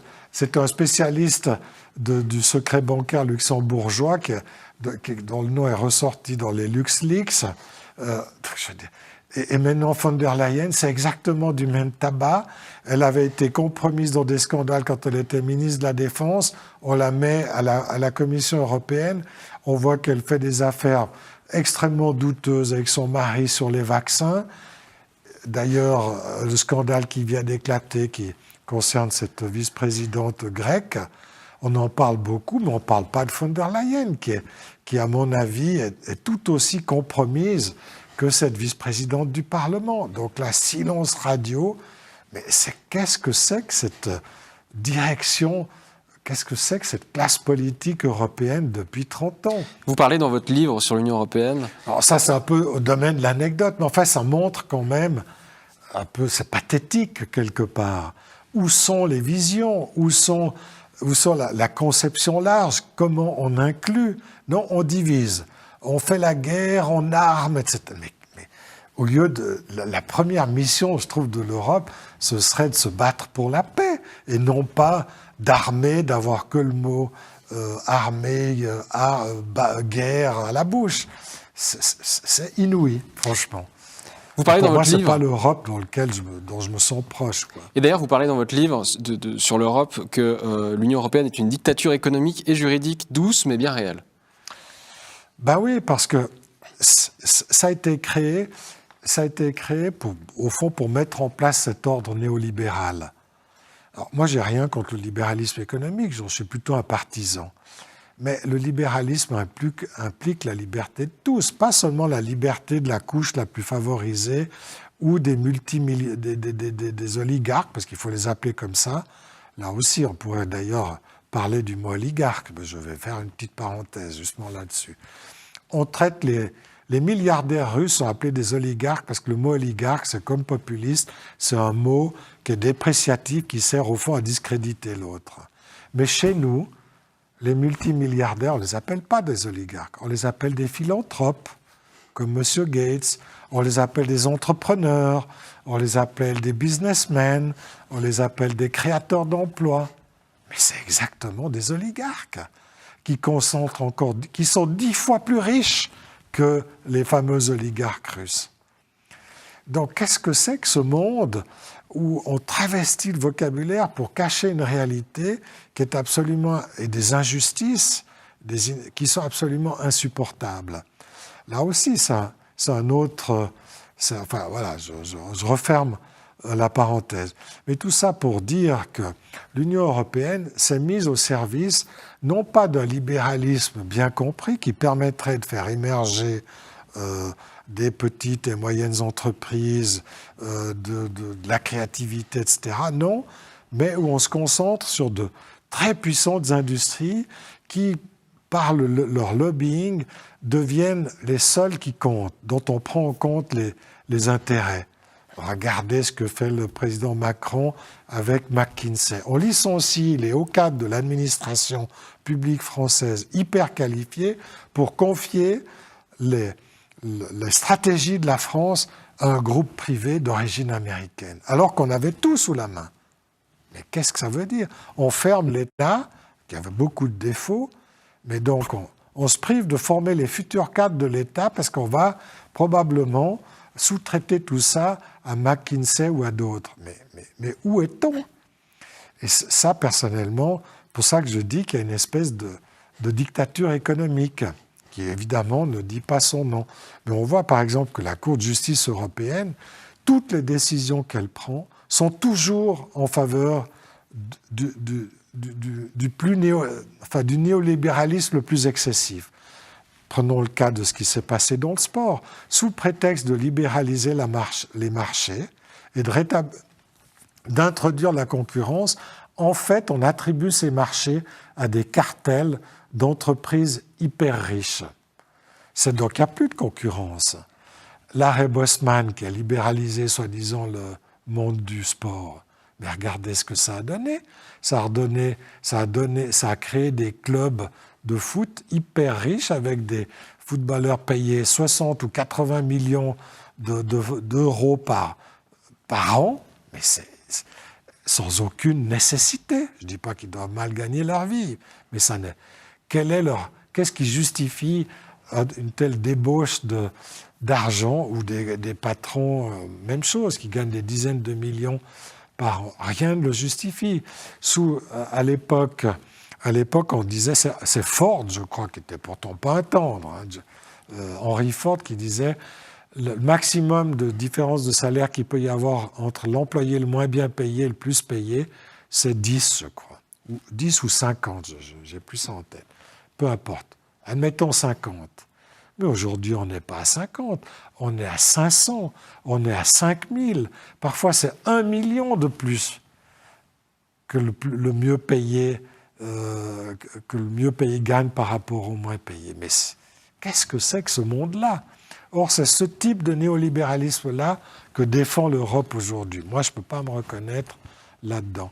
Et je dis, je ne suis pas de gauche, je ne suis pas socialiste, mais je trouve qu'un peu plus justement, on va dire, de vraie concurrence, de vraie compétition et un peu plus d'égalité serait vraiment nécessaire. Il y a la question de la souveraineté populaire, ou en tout cas de l'idée de nation. Qu'est-ce que les États comme la France, l'Allemagne ou les autres États de l'Union européenne peuvent faire en tant qu'État face à l'Union européenne une fois qu'ils sont membres de... Oui, alors l'autre problème de cette Union européenne, c'est le déficit démocratique. C'est le fait, par exemple, qu'on a un Parlement qui est élu au suffrage universel, mais qui n'a pas le droit de faire des lois. Donc c'est-à-dire qu'il ne peut pas être force de proposition dans le processus législatif? Non, c'est la Commission qui peut proposer les lois. Donc c'est le gouvernement qui seul... Mais ça, on appelle ça une dictature. Il faut appeler un chat, les choses par leur nom. Si un Parlement, en vertu de la séparation des pouvoirs établie par Montesquieu, entre exécutif, législatif et judiciaire, si le judiciaire est totalement soumis et si le Parlement n'a pas le droit de faire des lois, on n'est pas dans un fonctionnement démocratique de cette fameuse Union européenne. On est dans une dictature. Enfin, c'est une dictature peut-être bienveillante, comme on voudrait peut-être qu'elle est un peu bienveillante. Enfin, disons, elle n'aligne pas les gens sur un mur, heureusement, disons, elle n'emprisonne pas. On n'en est pas là, mais c'est quand même une dictature douce, quelque part. Et il faut appeler ça par son nom. On ne peut pas faire des reproches à Poutine si, dans nos institutions, on fait la même chose, sinon pire que lui. Quelles sont les marges de manœuvre des États membres par rapport à tout ça? Les États membres, normalement, ils ont tous les droits, puisqu'ils sont en dernière instance souverains à travers le Conseil, enfin les instances. Mais on voit que maintenant, la loi, dans cet emballement, et surtout aussi avec ce qui se passe en Ukraine, et cette totale soumission aux États-Unis, au fond, ça devient pratiquement impossible pour un État ou quelques États de faire valoir la différence, d'empêcher ou de mettre un veto à ce qui se décide. Donc là aussi, j'ai l'impression qu'on va plutôt vers un emballement, on va dire, dans une direction unilatérale, plutôt que vers un approfondissement, on va dire, de la démocratie. Parce que je rappelle quand même que la démocratie, c'est d'abord l'art de discuter, c'est d'abord l'art de constater les divergences, de les discuter, et ensuite de voir quel type de compromis on peut passer. On ne fait pas le compromis d'abord, comme c'est le cas maintenant. Sinon, c'est plus de fonctionnement démocratique. D'ailleurs, ce type de danger atteint aussi la Suisse, à mon avis. La Suisse garde, Dieu merci, encore beaucoup de qualité, on va dire, démocratique grâce à son fédéralisme, à ses partis, etc. Mais là aussi, il y a une espèce d'unanimisme. On l'a vu pendant la crise du Covid, on le voit, j'en ai parlé tout à l'heure avec la neutralité qui personnellement m'inquiète beaucoup. C'est une tendance générale dans les pays occidentaux. Pour moi, cette tendance vers l'autocratie. Ce n'est pas seulement ailleurs, il ne faut pas regarder toujours la paille qui est dans l'œil chinois ou russe, il faut regarder aussi ce qui se passe chez nous. Et moi, c'est tout ce que je dis. Vous m'avez dit tout à l'heure, passer pour un apologiste de Poutine. Je n'ai jamais écrit un mot qui serait favorable à Poutine. Je n'ai jamais proférer une parole ou écrire un mot qui soutiendrait Poutine ou qui ferait l'apologie de Poutine. Jamais. Vous pouvez chercher, jamais. Et on me dit ça. Ce que j'essaye de dire, et en tout cas, tout ce que j'essaye de faire depuis des années, c'est de dire arrêtons de regarder dans la paille dans l'œil chinois, russe ou je ne sais pas quoi, vénézuélien ou cubain, regardons ce qui se passe chez nous. C'est chez nous qu'il faut travailler, c'est pas ailleurs. Puis quand on aura fait le ménage chez nous, on pourra peut-être, si on veut donner des conseils ou dire aux autres comment ils doivent se comporter. Est-ce que le déclin de l'Europe est irrésistible ? Est-ce qu'on peut croire encore à l'Europe actuellement, dans l'état où elle est, dans sa médiocrité actuelle ? Oui, je suis très pessimiste pour être franc. J'ai l'impression que le moment est passé. J'ai l'impression que le moment européen est passé. Comme je l'ai dit tout à l'heure, on a raté cette grande opportunité au début des années 90. On aurait toujours eu une dernière chance de le faire si on avait voulu sérieusement appliquer les accords de Minsk à propos de l'Ukraine. Donc peut-être rappeler ce que c'est que ces accords de Minsk. Les accords, c'est important. Pourquoi ? Ces accords de Minsk prévoyaient signés entre les républiques du Donbass et l'Ukraine sous l'égide de la Russie, de la France et de l'Allemagne, qui en étaient les garants, qui sont entrés dans le droit international puisque les Nations Unies, l'Assemblée des Nations Unies les a validés, devait prévoir une fédéralisation de l'Ukraine, le respect des minorités ukrainiennes et notamment des langues ukrainiennes qui ont été bafouées par ce gouvernement qui est arrivé au pouvoir en 2014 avec Poroshenko et Zelensky, qui a encore aggravé la situation avec les lois qu'il a fait passer depuis qu'il a accédé, de lois qui proscrivent le russe, enfin je passe sur les détails. Donc ces accords de Minsk n'ont jamais été appliqués et normalement ils auraient dû l'être. Et ce que vient de dire Angela Merkel il y a une semaine, j'entends, là aussi, on accuse aussi les Russes. Alors, ils ont leur responsabilité dans tout ce qui arrive, évidemment. Mais quand on constate qu'Angela Merkel a déclaré au Zeit il y a une semaine, c'est juste un scandale. Qu'est-ce qu'elle a dit Angela Merkel a dit que les accords de Minsk, qu'elle avait signé les accords de Minsk en 2015, non pas pour arriver à une paix et à une Ukraine fédérale, respectueuse des minorités et tout ça, pas du tout, mais c'était pour gagner du temps, pour que l'Ukraine ait le temps de s'armer, pour faire la guerre contre la Russie et récupérer la Crimée. Non, mais c'est un scandale. Personne, j'ai vu toute petite citation dans notre presse, mais rien du tout comparé au déluge d'articles pro-atlantistes qu'on voit tous les jours. Mais quand on constate ça, ça veut dire que dès le départ, les Européens voulaient, au fond, tordre les Russes, tromper, pour faire la guerre. C'est ça que ça veut dire. Armer l'Ukraine pour qu'elle puisse... Il faut voir le vrai sens des mots de ce que ça signifie. Ça voulait dire que l'Europe encourageait la guerre qui se passe maintenant. Donc ça donne tout à fait raison, si on est conséquent avec ça, à Poutine d'avoir pris les devants en attaquant. Du coup, ça légitime la guerre que les Russes ont déclenchée en février. Mais c'est aussi quelque chose d'inouï. Et je ne comprends pas qu'en Europe, personne se scandalise de ce type de choses. Mais dans le passé, il y a toujours eu des manifs. Par exemple, la gauche, complètement silencieuse. La gauche, normalement, elle n'est pas militariste. Elle devient plus militariste. Les Verts sont plus militaristes que les militaristes. Ils sont plus militaristes que le chef d'état-major américain, le général Milley. Le général Milley, il y a une quinzaine de jours, disait « Ah, ce serait peut-être quand même bien qu'on lance des négociations en Ukraine ». Non, la gauche allemande, récemment, Mme Baerbock dit « il faut encore plus d'armes ». Mme von der Leyen aussi, encore plus. Non, on va soutenir encore. Il faut que... Non, mais c'est... Écoutez vos généraux, voilà. Ils sont peut-être moins insensés que vous. Voilà ce qu'on a envie de dire aux gouvernants des États et de la Commission européenne aujourd'hui, quoi. Qu'est-ce qu'il vous faudrait faire, selon vous, pour rétablir une situation de paix entre l'Ukraine, du coup les pays aussi européens et la Russie? Il faudrait quand même revenir à la table de négociation. Alors maintenant, quand on dit ça, quand on est en faveur de la paix, on passe pour un traître, c'est le monde à l'envers. Hein. Et un pro-russe. Et un pro-russe, enfin, etc. J'en passe. Tous les qualificatifs les plus abominables vous sont adressés dès qu'on prononce le mot paix ou le mot négociation. Pourtant, un jour, il faudra bien y arriver. Parce que je ne crois pas beaucoup à des évolutions sur le terrain. Je pense que les Russes n'abandonneront absolument pas. Il faudra tuer 150 millions de Russes pour que l'Ukraine récupère la Crimée.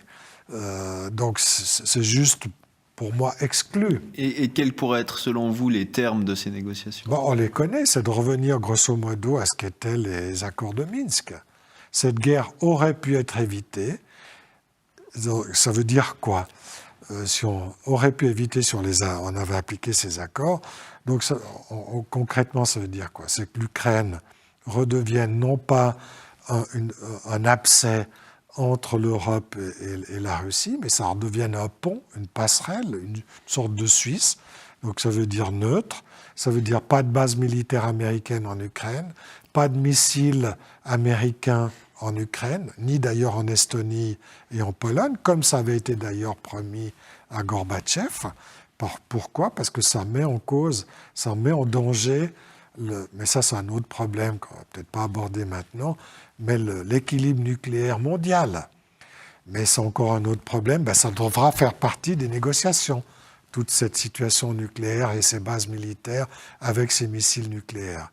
Non seulement en Ukraine, mais aussi dans la périphérie proche de la Russie. C'est aussi un élément de négociation, précisément.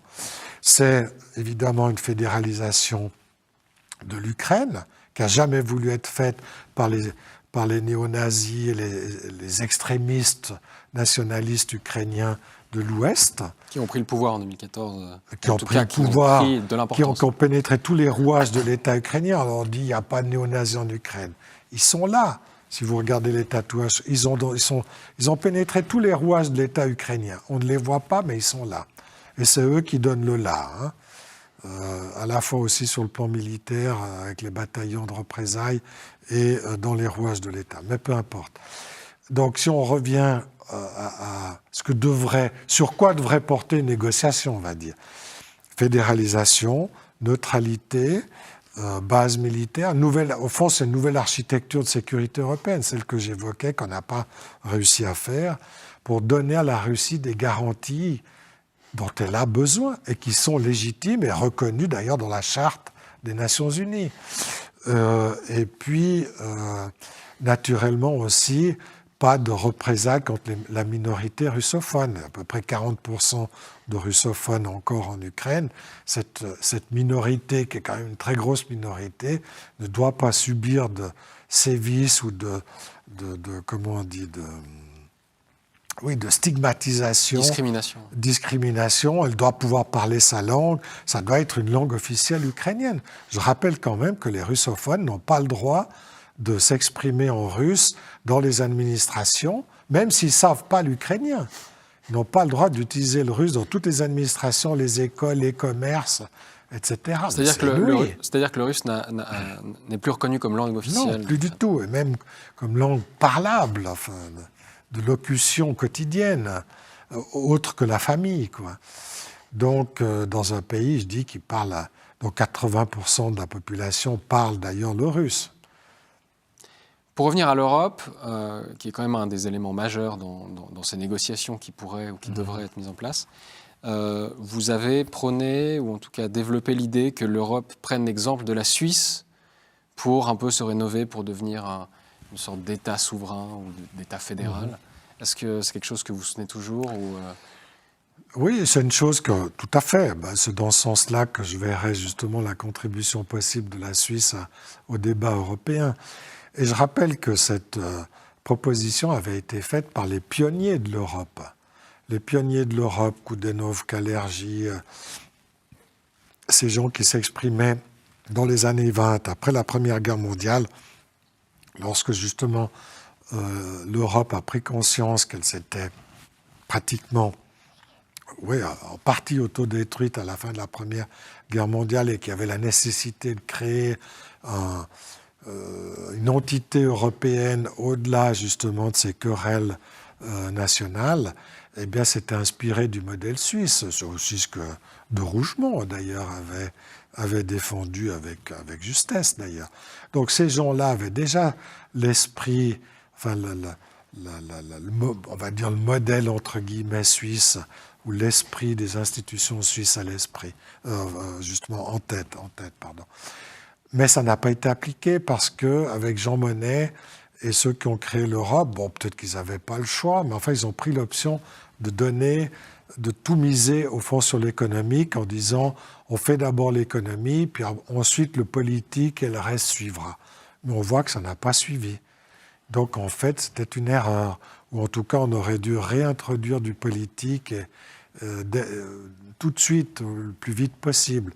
Et puis après, avec l'échec de la CED, la Communauté européenne de défense, le militaire est aussi... Or, on a créé l'OTAN, qui est venu se superposer, et du coup, l'Europe a été complètement sortie du volet militaire. C'est les États-Unis qui ont pris le dessus.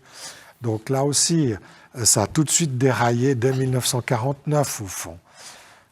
Voilà, maintenant, c'est difficile de corriger, mais il faudrait pourtant qu'on puisse revenir à ce côté-ci. Je rappelle quand même qu'une des premières décisions que la Suisse a prises, c'est aussi une anecdote que je raconte dans cet autre livre qui s'appelle « Le continent perdu » que vous évoquez, c'était un vote dans les années 1840, je crois, sur la couleur des uniformes de l'armée suisse. Évidemment, l'enjeu, ce n'était pas tellement la couleur des uniformes, c'était le fait d'avoir une armée, naturellement. Donc ça voulait dire que dès le départ, la Suisse est, on va dire, partie d'un bon pied, parce qu'elle n'a pas seulement abattu les frontières cantonales en matière économique, c'est-à-dire les péages, parce qu'avant, quand on passait d'un canton à l'autre, il fallait payer un péage. Donc on a supprimé, on va dire, les douanes internes, et ça c'était bien, comme a fait l'Union européenne, mais on a aussi tout de suite passé à la question militaire, aux questions politiques, etc. Il y a eu d'ailleurs des anicroches, des accros, comme la guerre du Sonderbourg. Ça n'a pas été non plus tout seul en Suisse. Enfin, on a réussi à dépasser tout ça, parce que dès le départ, on avait anticipé ces questions politiques, culturelles, etc. Après, on voit que la Suisse n'est pas non plus une panacée en matière de démocratie. On l'a vu avec le Covid notamment, ça n'a pas empêché de prendre certaines mesures. La Suisse, malheureusement, elle est aussi sujette à des atteintes, à mon avis, graves au fonctionnement démocratique. Mais je pense qu'on a encore les moyens. Je dirais que pour nous, en Suisse, rien n'est perdu.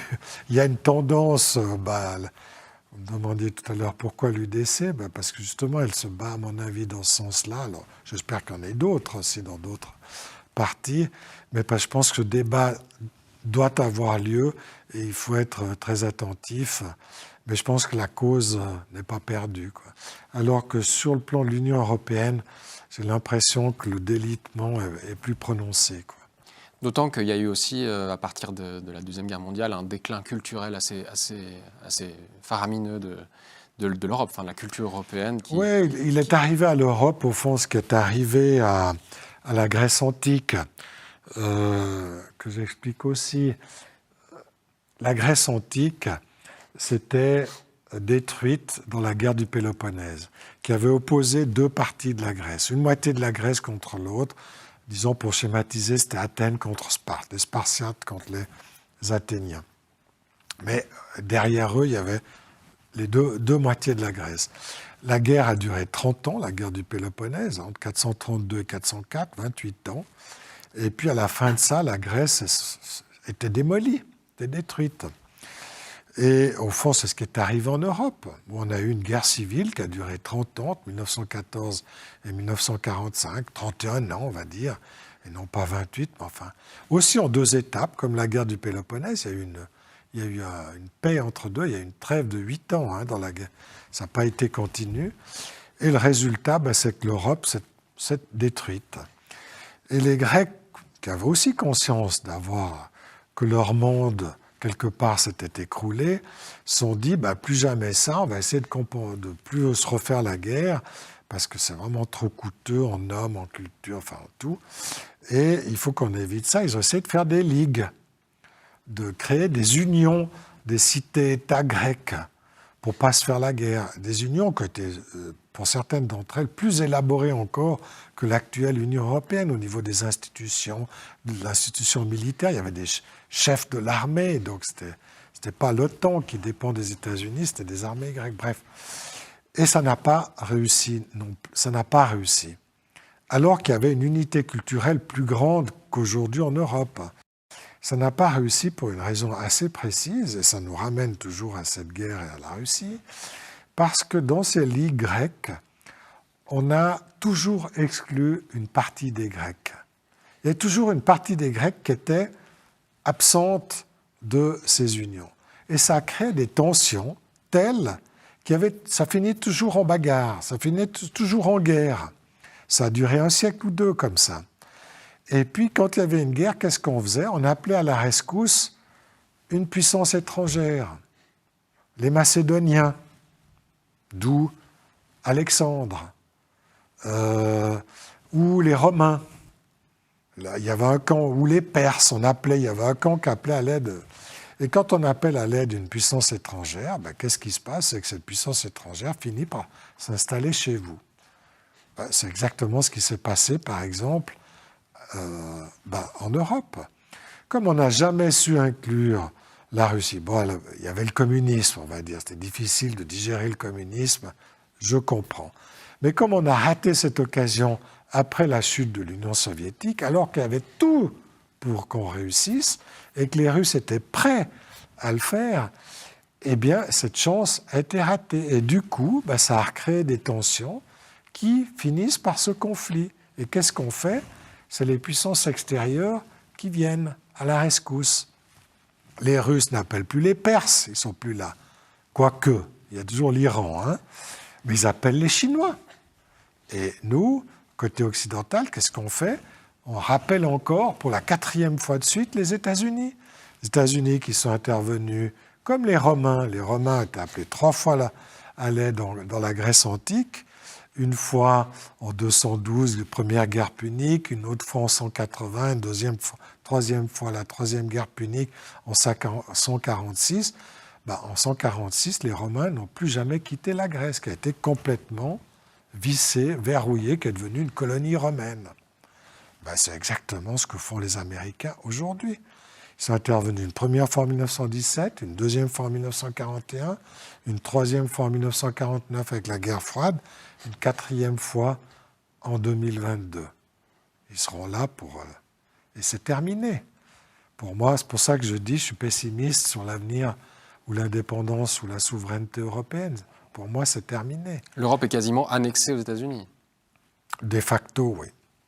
Elle va l'être elle l'est sur le plan militaire, puisque maintenant tout le monde achète des F-35, y compris les Suisses. Elle le sera sur le plan économique, puisqu'au fond l'Allemagne vient de totalement abandonner toute souveraineté économique pour au fond se laisser complètement annexer par les États-Unis sous forme d'achat de gaz. Elle se vantait la semaine dernière d'avoir inauguré en grande pompe son premier centre méthanier de regazéification. De liquéfaction du gaz américain. Mais enfin, quand je vois Scholz tout content de ça, mais je me dis, où il est le pauvre? Il a perdu la raison. Alors qu'il y a du gaz russe 3 fois moins cher, où il suffit d'ouvrir le robinet à côté de chez lui. Je veux dire, si l'Europe veut absolument s'anéantir devant les États-Unis, libre à elle le fait. C'est son choix. Mais personnellement, en tout cas, ce n'est pas l'Europe que je souhaitais en 1992. On a l'impression qu'une grande partie des populations se rend compte un peu de ces phénomènes. Il y a une dépolitisation assez conséquente, notamment des jeunes. Comment vous expliquez ça? Est-ce que c'est effectivement une réaction à ces réalités-là? Ou est-ce que c'est aussi un ras-le-bol généralisé Je ne suis pas sûr que les jeunes se désintéressent de ce qui se passe. Je crois qu'ils sont un peu sidérés. C'est plutôt comme ça. Je pense qu'ils se sont par exemple battus, pas mal battus, et j'étais assez d'accord avec ça, sur le thème de l'environnement, alors du réchauffement climatique. On peut discuter sur le réchauffement, etc. Personnellement, je trouve qu'il existe. Hein. Il n'y a plus d'hiver chez nous, ben voilà quoi. Donc je pense qu'on ne peut pas le nier. Après, de savoir si l'homme, si c'est le charbon qui a fait ça, c'est encore une autre discussion. Mais enfin, on a un problème face au réchauffement. Si on n'a plus de glaciers, on n'aura plus d'eau en été. Donc il va falloir le résoudre, ce problème. Bref, donc voilà. Et donc, on voit que aussi sur la biodiversité, la COP16 vient de se terminer sur la biodiversité, qui à mon avis est un problème encore beaucoup plus grave que celui du réchauffement climatique. Ils sont liés, mais pas toujours. Donc là, il y a des vraies thématiques et les jeunes s'en sont emparés. Tant mieux. Alors après, on peut critiquer. Moi, je n'étais pas une fan de Greta Thunberg, naturellement, mais enfin bon. Donc ça, c'est positif. Ça veut dire qu'il y a une capacité de mobilisation. Puis tout d'un coup, le Covid vient, arrête tout. On arrête les cours universitaires. Donc tous ces jeunes se sont retrouvés complètement déphasés, coupés, je veux dire, isolés, vivant dans un univers dans lequel ils ne pouvaient plus se retrouver. Puis là-dessus, une guerre éclate en Ukraine. Donc, je comprends cette sidération. Je ne suis pas sûr qu'ils ne se ressaisissent pas un jour. Et j'espère que s'ils le font, ils le feront avec davantage de sens de l'équilibre et on va dire, de sagesse que la génération, que les gouvernants actuels, notamment dans ce conflit, pour voir que si on veut s'en sortir, il faut examiner toutes les facettes du conflit, pas seulement une seule, quoi. Et que, voilà, pour ce qui est de l'Europe aussi, peut-être qu'ils seront en mesure, je ne sais pas, de retrouver ou de se battre pour que l'Europe récupère une souveraineté, une indépendance, une autonomie. Pour moi, le rôle de l'Europe, c'est d'être un pont entre la Chine et les États-Unis, c'est d'être une passerelle, c'est de jouer aussi un rôle équilibrant, apaisant, de rassemblement, de discussion. C'est ça le rôle, la mission de l'Europe. Ça n'est pas de semer des bombes en Ukraine, ni d'envoyer des canons César tous azimuts en se félicitant qu'on ait bien encore cassé la figure à M. Poutine. C'est pas ça le rôle de l'Europe pour moi. Quand je parlais des jeunes, je pensais aussi au manque de confiance ou en perte de confiance dans l'autorité traditionnelle, que ce soit politique ou médiatique. Ouais. Concernant les médias notamment, comment rétablir cette confiance ? On a vu que, alors pendant le Covid, ça a été un moment un peu cristallisant comme ça, mais il y a une perte de confiance dans les médias traditionnels. Ouais. C'est quelque chose que vous constatez aussi Oui, pour venir aussi à la génération, ce qui m'inquiète un peu de la génération jeune, c'est justement la tendance au wokisme, parce que je discute avec mes nièces, etc. Voilà. Et je vois que, alors, même si elles ne le sont pas, mais effectivement, il y a une pénétration de ces théories d'identité de genre. Donc, on voit ça, et c'est très, très présent chez les jeunes, où maintenant, je me racontais qu'on ne peut plus commencer une séance dans une association d'étudiants sans déclarer si on a un homme, une femme, un queer, etc. Donc ça pose un problème. Mais moi, je vois plutôt ça comme le signe d'un grand malaise. Je pense que ça finira par passer. Moi, quand j'étais jeune, tout le monde était marxiste, mais non, tout le monde est peut-être woke ou centré sur les histoires de genre. Je pense que c'est plus la traduction d'un malaise qu'autre chose qui me rend du coup aussi pessimiste à court terme, mais peut-être un peu plus optimiste à long terme. Maintenant, pour votre question, oui, sur les médias ou sur l'autorité médiatique. Oui, je pense aussi qu'un des problèmes de la jeunesse, mais aussi le problème de la population en général, c'est qu'effectivement, il n'y a plus de repères dans notre société. Alors, il n'y a plus de repères pour se construire une identité, je viens d'en parler, mais il n'y a plus de repères aussi pour s'informer. Parce que les médias ont perdu toute crédibilité, malheureusement. En épousant une seule cause, la cause covidienne, au moment du Covid, sans aucune remise en question, aucune critique, rien. Là, la cause ukrainienne, sans aucune non plus question, sans rien, on voit qu'il y a quelque chose qui ne tourne pas rond. quelque part. Les gens le sentent, alors peut-être qu'ils ne peuvent pas l'exprimer, peut-être qu'ils ont d'autres soucis en tête, etc. Mais c'est diffus. Et si je le ressens, d'autres doivent le ressentir, même si socialement, ils vont applaudir, ils vont être derrière le Conseil fédéral, gna, gna, gna, gna. Mais je pense que ce malaise existe, et il existe aussi chez les jeunes. Et tant qu'on ne retrouvera pas, je dirais, non pas cette vérité, mais cette honnêteté, tant que nos médias ne retrouvent, ils se plaignent de perte des lecteurs, mais il ne faut pas s'étonner avec la manière dont ils ont de couvrir l'information. Je dois dire que moi, je suis abonné à 2 quotidiens, mais chaque année, je me dis, mais je suis bête de payer 600 francs pour renouveler mon abonnement, alors que 90% des articles sont unilatéraux et m'énervent, et je ne dois pas être le seul. Donc voilà, peut-être qu'il y aura une réaction, je le souhaite, pour qu'ils retrouvent leur crédibilité en étant davantage pluralistes, davantage diversifiés, pour que ce débat reprenne au sein de la société, quoi. Mais... Pour revenir sur la question woke, peut-être, est-ce que vous ne pensez pas que c'est un moment nécessaire, comme on a des féministes extrémistes qui vont peut-être contrebalancer, faire réagir les gens, bousculer un peu les croyances? Oui, non, mais moi, je ne me reconnais pas du tout, parce que j'ai passé l'âge d'avoir ce type de questionnement, on va dire. Et puis quand je vois aussi les dérives, certains qui se font opérer, je me dis... Et puis ce qui à terme, ce qui m'inquiète aussi à terme, au fond, c'est tout le transhumanisme, c'est le fait qu'au fond, on transforme l'être humain, c'est le fait que c'est plus des femmes qui vont faire des bébés, mais qu'on va les confier à des mères porteuses dans un premier temps, mais peut-être après à des couveuses simplement, parce qu'il n'y a rien qui interdit ça. Donc, que devient l'être humain là-dedans? C'est quand même des grandes questions. Alors, les jeunes, ouais, voilà, voilà, ont l'air plus convaincus, voilà, se posent davantage ces questions. Je peux comprendre, même si je partage pas. J'espère que ça passera, parce que pour moi, il y a d'autres enjeux, je dis, qui me paraissent plus importants que ça. Prenons la question nucléaire, par exemple. On n'en est plus du tout conscient. Mais si tout d'un coup on arrive à une guerre nucléaire, est-ce que le fait d'être queer ou LGBT ou un homme ou une femme aura de l'importance? Franchement. Le jour où on n'aura plus d'eau, on n'aura plus de glaciers dans nos montagnes, on n'aura plus d'eau, on sera en manque d'eau. Le jour où on n'aura plus du tout de biodiversité, franchement. Est-ce que ces questions-là seront encore importantes? Est-ce qu'on n'aura pas d'autres choses? Voilà, je me pose cette question.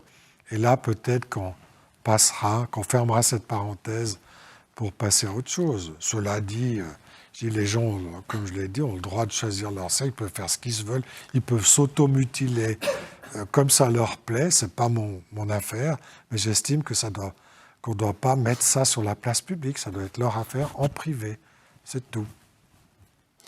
Parmi vos nombreuses casquettes, vous en avez une qui a été celle de président de la Croix-Rouge genevoise, à partir de 2006 ou en 2006, on pourrait préciser ça. Vous avez aussi été membre du comité de la Croix-Rouge suisse.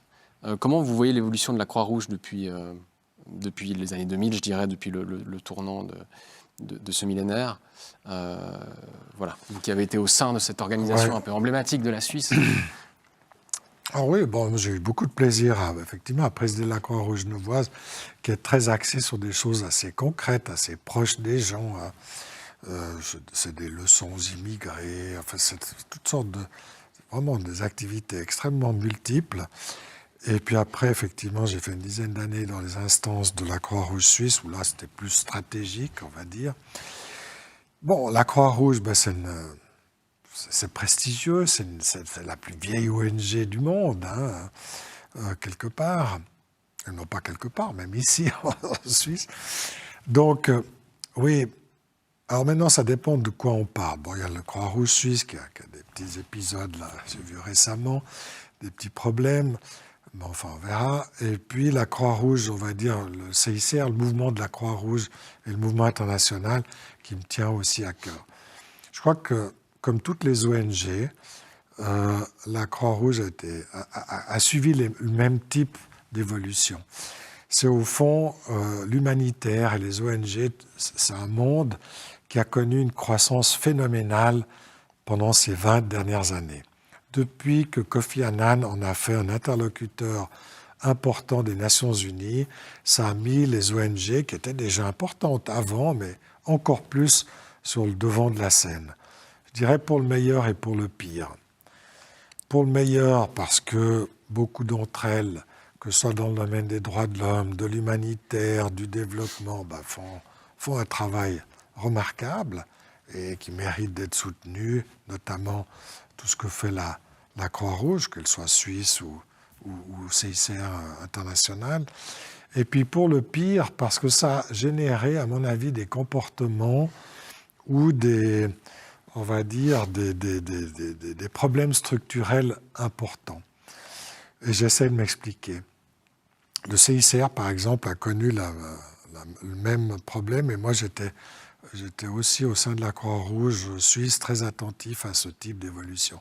C'est-à-dire que ces associations sont mises à brasser énormément d'argent. Alors c'est bien, parce que ça donne plus de moyens pour les personnes vulnérables, pour les victimes de conflits, de catastrophes et tout ça.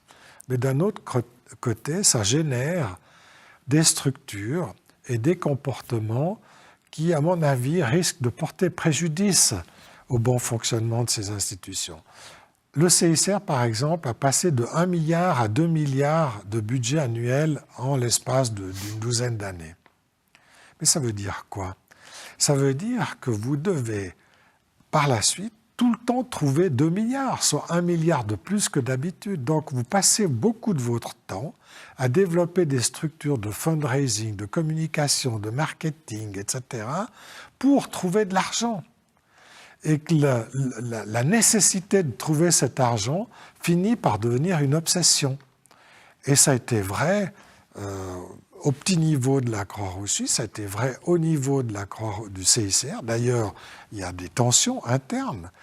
On voit des anciens délégués fâchés de ce type d'évolution. On finit par perdre de vue la mission pour nourrir la bête, si je puis dire, nourrir le monstre.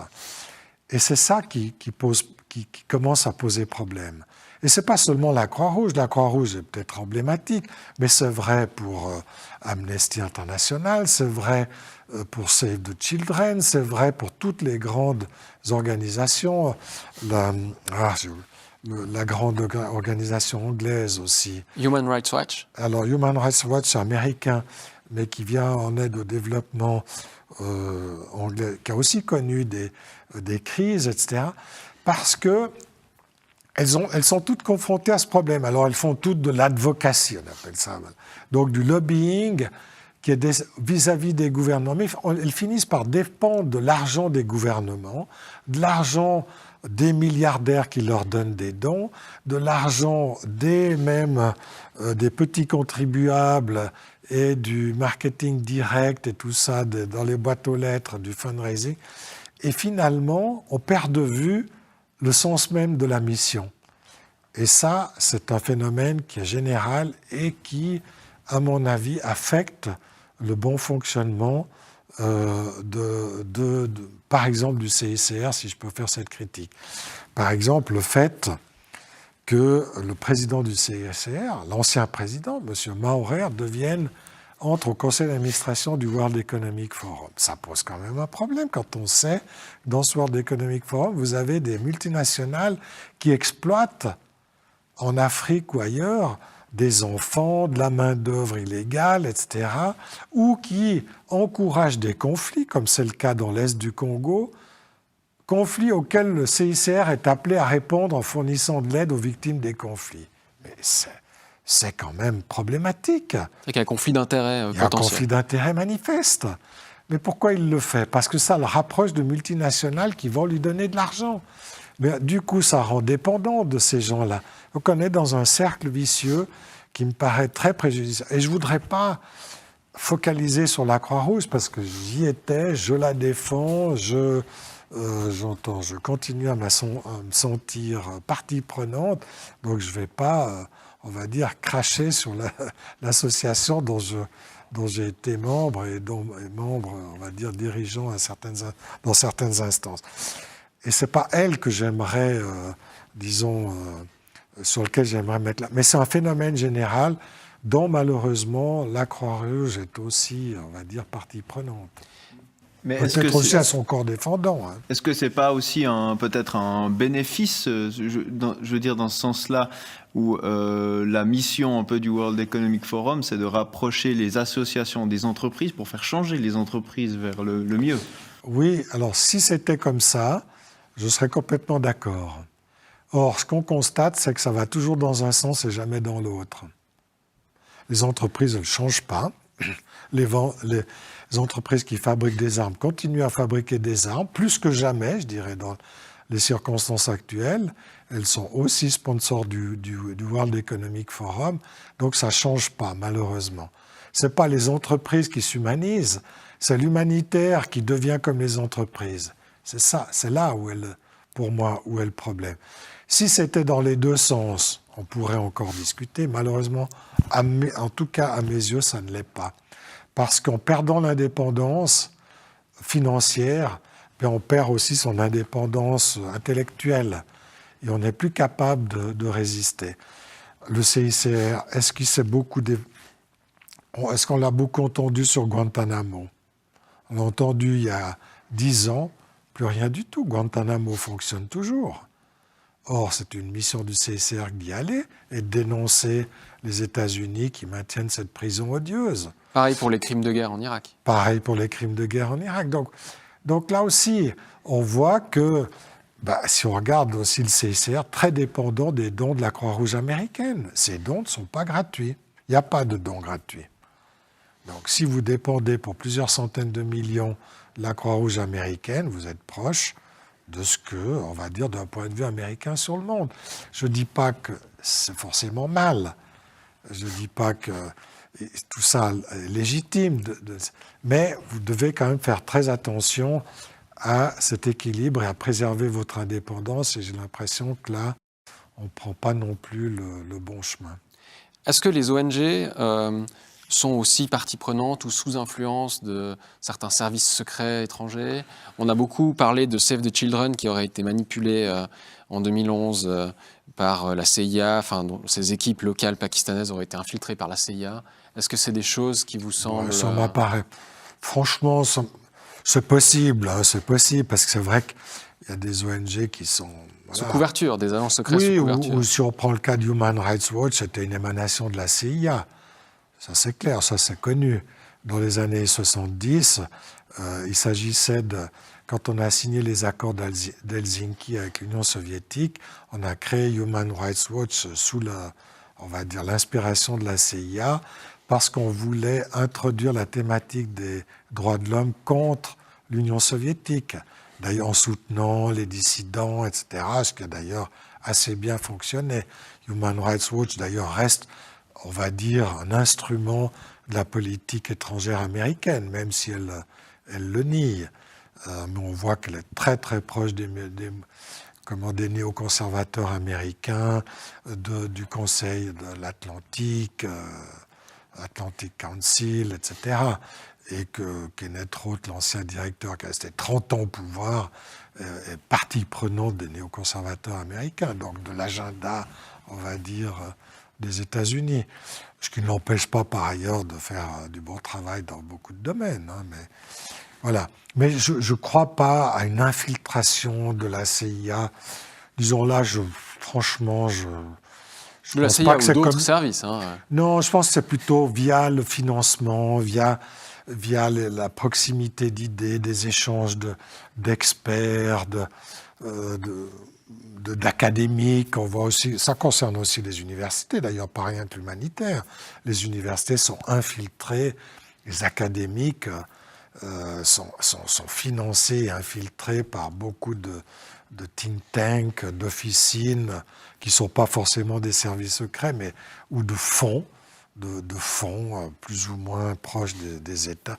Le German Marshall Fund, c'est un outil de la politique étrangère américaine qui se prétend indépendant et tout ça, mais qui ne l'est pas du tout en réalité. on dit German Marshall Fund, mais en réalité, c'est l'instrument du département d'État américain. Alors, je ne pense pas qu'il faille chercher la main des services secrets, mais tout ça d'ailleurs est public. Hein, c'est pas... Je vois plutôt ça comme on va dire, les ministères, les ministères des Affaires étrangères plus que les services secrets, parce que forcément, ces gens reçoivent des fonds, des financements, et donc sont plus proches, perçoivent mieux ce que les financeurs souhaitent, et répondent mieux à leurs souhaits, que ces souhaits soient formulés sous forme indirecte ou directe. D'ailleurs, Peter Maurer ou la nouvelle présidente du CICR, là, Spoljarik Kager, ont travaillé les deux pour le département fédéral des affaires étrangères suisse. Alors voilà, il y a une proximité. Ce n'est pas forcément un mal, parce qu'ils ont une expérience diplomatique absolument nécessaire dans ce job, mais on voit qu'il y a des proximités. Alors quand cette dépendance est transparente et puis que quand même les choses sont bien séparées, pourquoi pas? Enfin, c'est pas interdit de passer d'un job à l'autre. Mais il ne faut pas que ça devienne complètement imbriqué, quoi. Donc pour vous, il faudrait un peu revoir le financement de ces ONG, en fait. Surtout. Oui, et puis qu'elles se reconcentrent sur leur mission, sur leur but, et non pas justement qu'elles sortent de ces obsessions financières. Parce qu'il y a aussi une compétition entre ONG, on l'oublie. Mais le CICR réagit probablement à l'hyperdéveloppement de Médecins sans frontières et d'autres. Parce que le CICR, sa mission était beaucoup plus concentrée, donc... Mais du coup, il s'est dit, mais enfin, si eux le font, pourquoi pas nous? Donc, il est sorti de sa mission première d'aide aux victimes de conflits et tout ça, pour faire un peu du développement, pour s'occuper je sais pas, d'égouts et de distribuer ceci ou cela, qui était plus le cas d'autres ONG, justement, comme Médecins sans frontières ou d'autres.